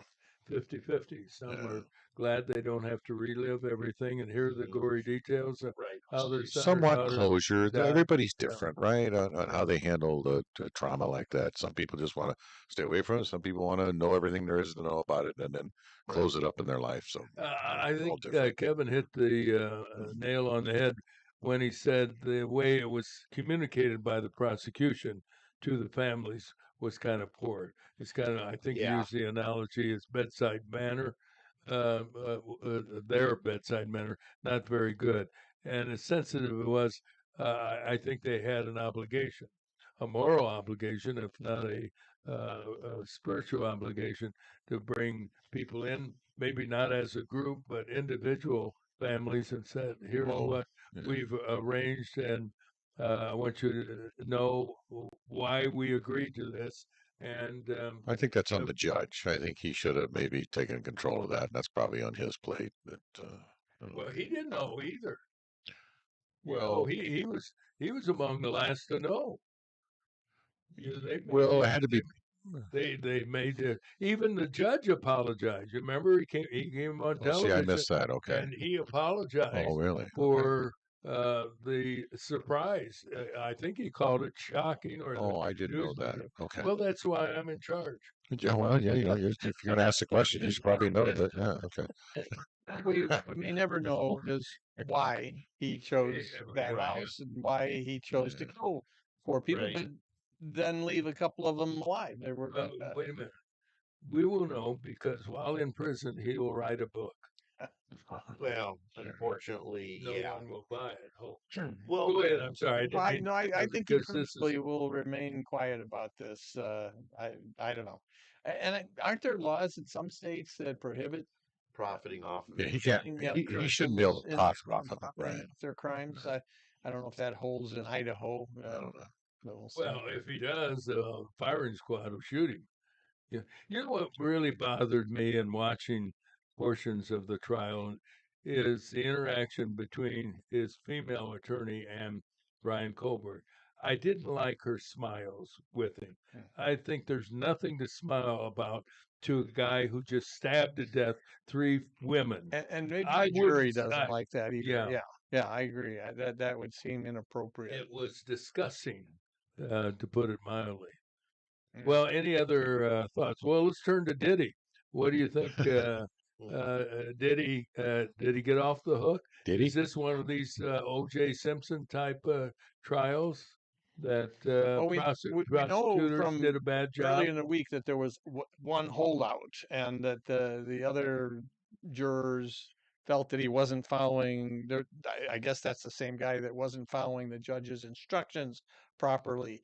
But the judge told him, "Hey, get back and deliberate further."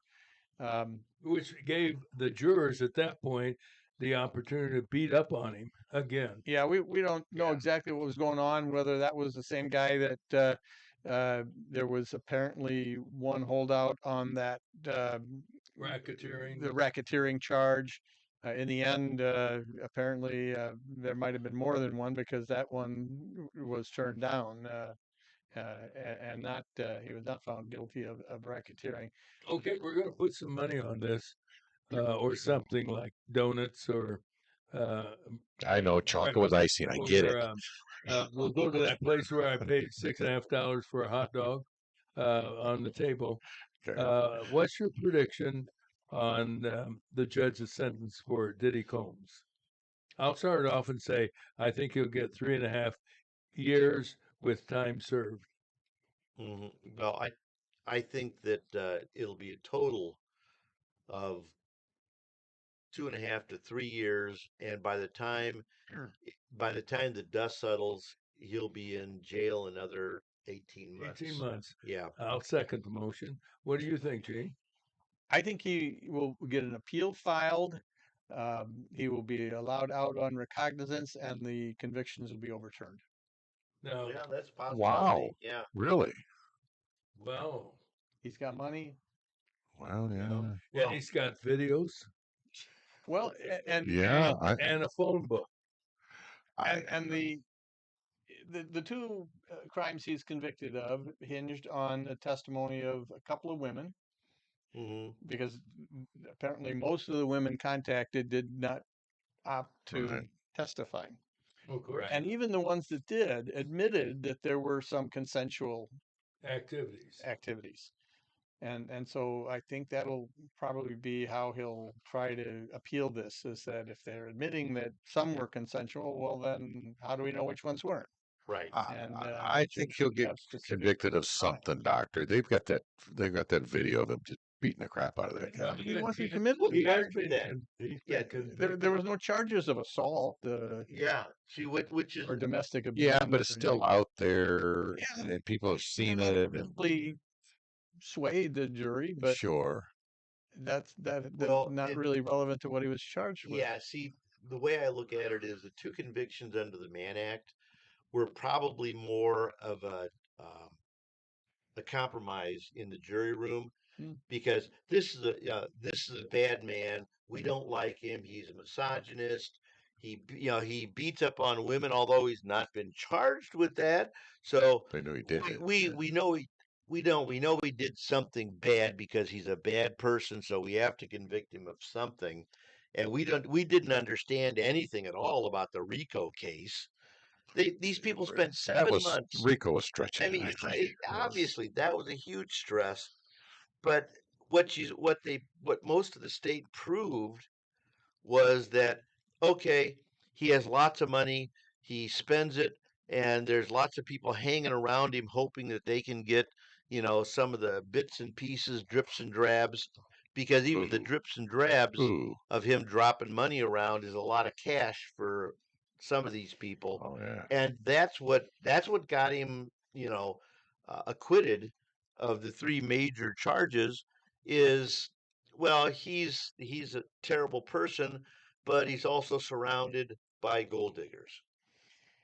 He probably was guilty of many other crimes, drug Yeah. dealing and so Yeah. forth, but that was never charged. It's kind of like the Al Capone case, where they knew he was involved in all these illegal activities and making tons of money off of them, but they had nobody to testify and no proof of it. Right. So they got him on the taxes. He just didn't pay taxes Tax on evasion, all this yeah. cash that he had in the bank, and so that's what sent him to prison. Well, in this case, they didn't get him on any of these illegal, nefarious operations of his. They got him on the Mann Act, a 115-year-old law that almost nobody ever gets charged with anymore, Right. because that's about the only thing that on the books we had some proof that he was guilty of. Yeah. All right. We're guilty of wanting to learn more from our pet tip of the day. Today's pet tip is brought to you by Peoria Pet Crematory of Peoria and Lewiston, providing final care for family pets, large and small, 24 hours a day, 7 days a week. Their phone number is 713-1898. That's 713-1898. More information is available at peoriapetcrematory.com. Pet lovers are dedicated to their animals, all species from horses to turtles and, of course, cats and dogs. If you are a pet lover, learn these little-known, somewhat amazing facts about your pet.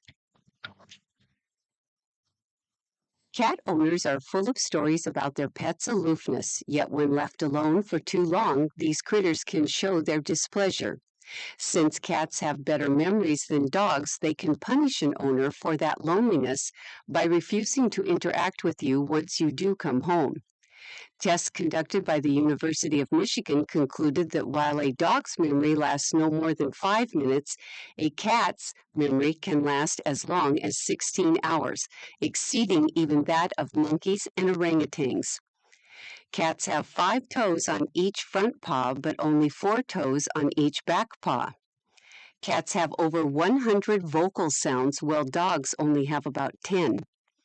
A pack of kittens is called a kindle, while a pack of adult cats is called a clouder. Now, who thought that up? Cats do not have sweat glands. A cat can jump as much as 7 times its height. The cat skeleton contains more than 230 bones.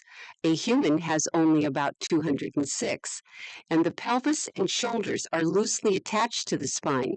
This gives them the flexibility that allows them to fit through very small spaces, but it's also a reminder of how fragile their spine is and how handling them and picking them up properly to prevent injury is a must.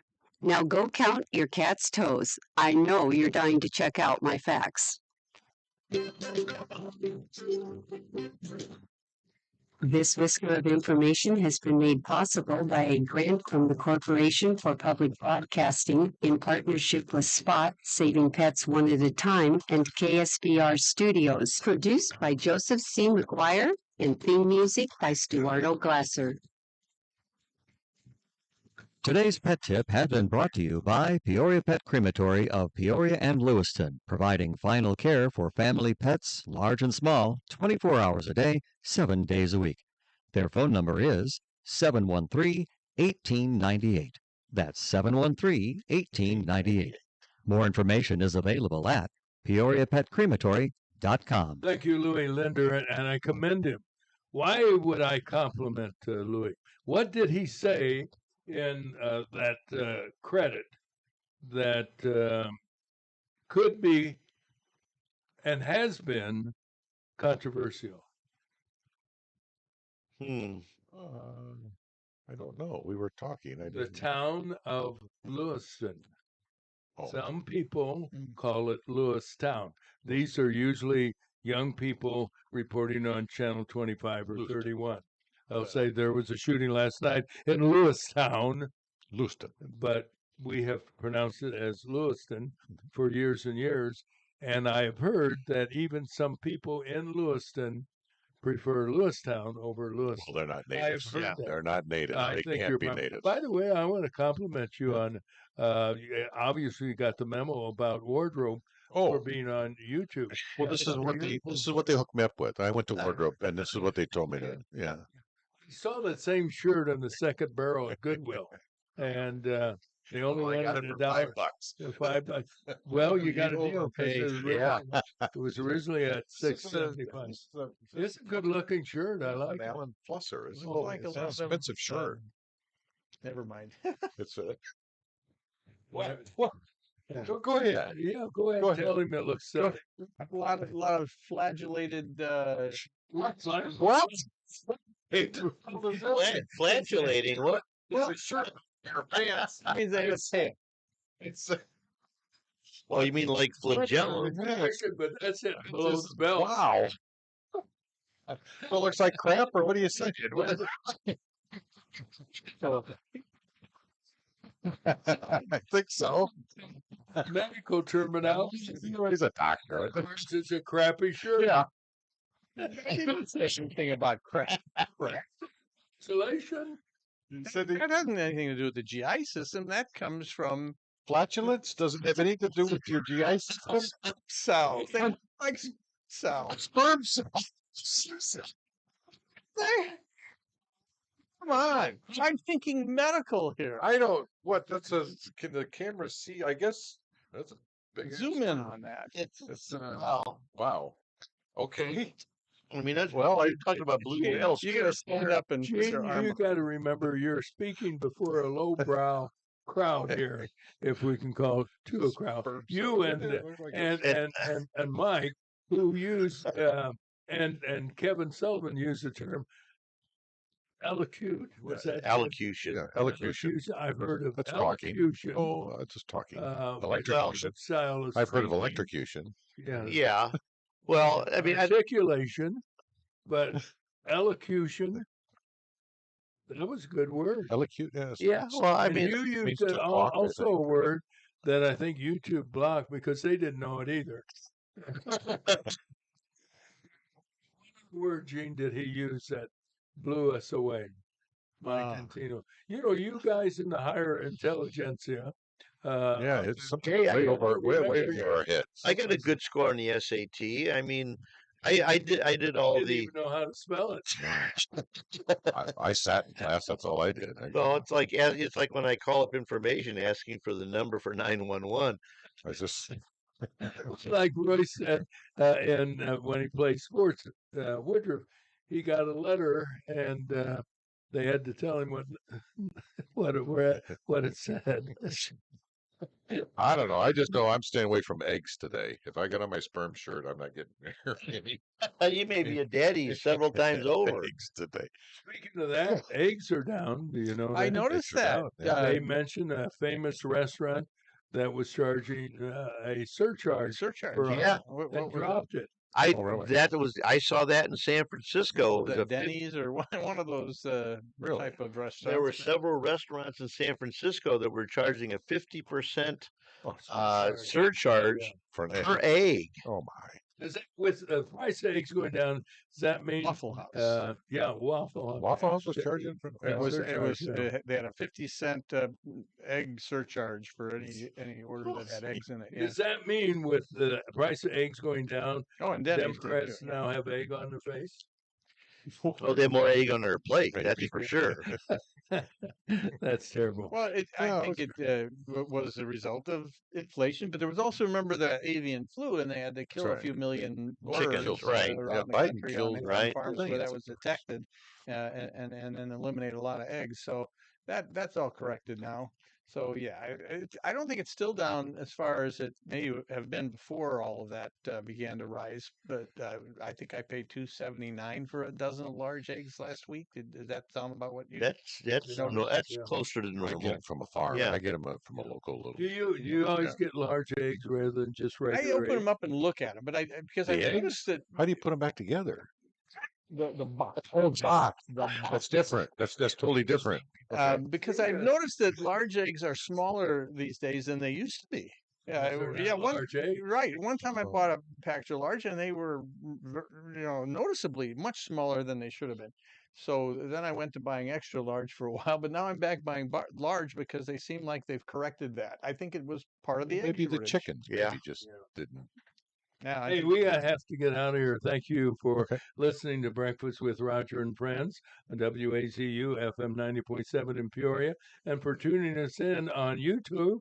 We'll be back tomorrow with a special edition. We will be live with Breakfast with Roger and Friends on the 4th of July. In the meantime, have a great day, everybody. Remember, God loves you, and so do we. bye, everyone. Bye.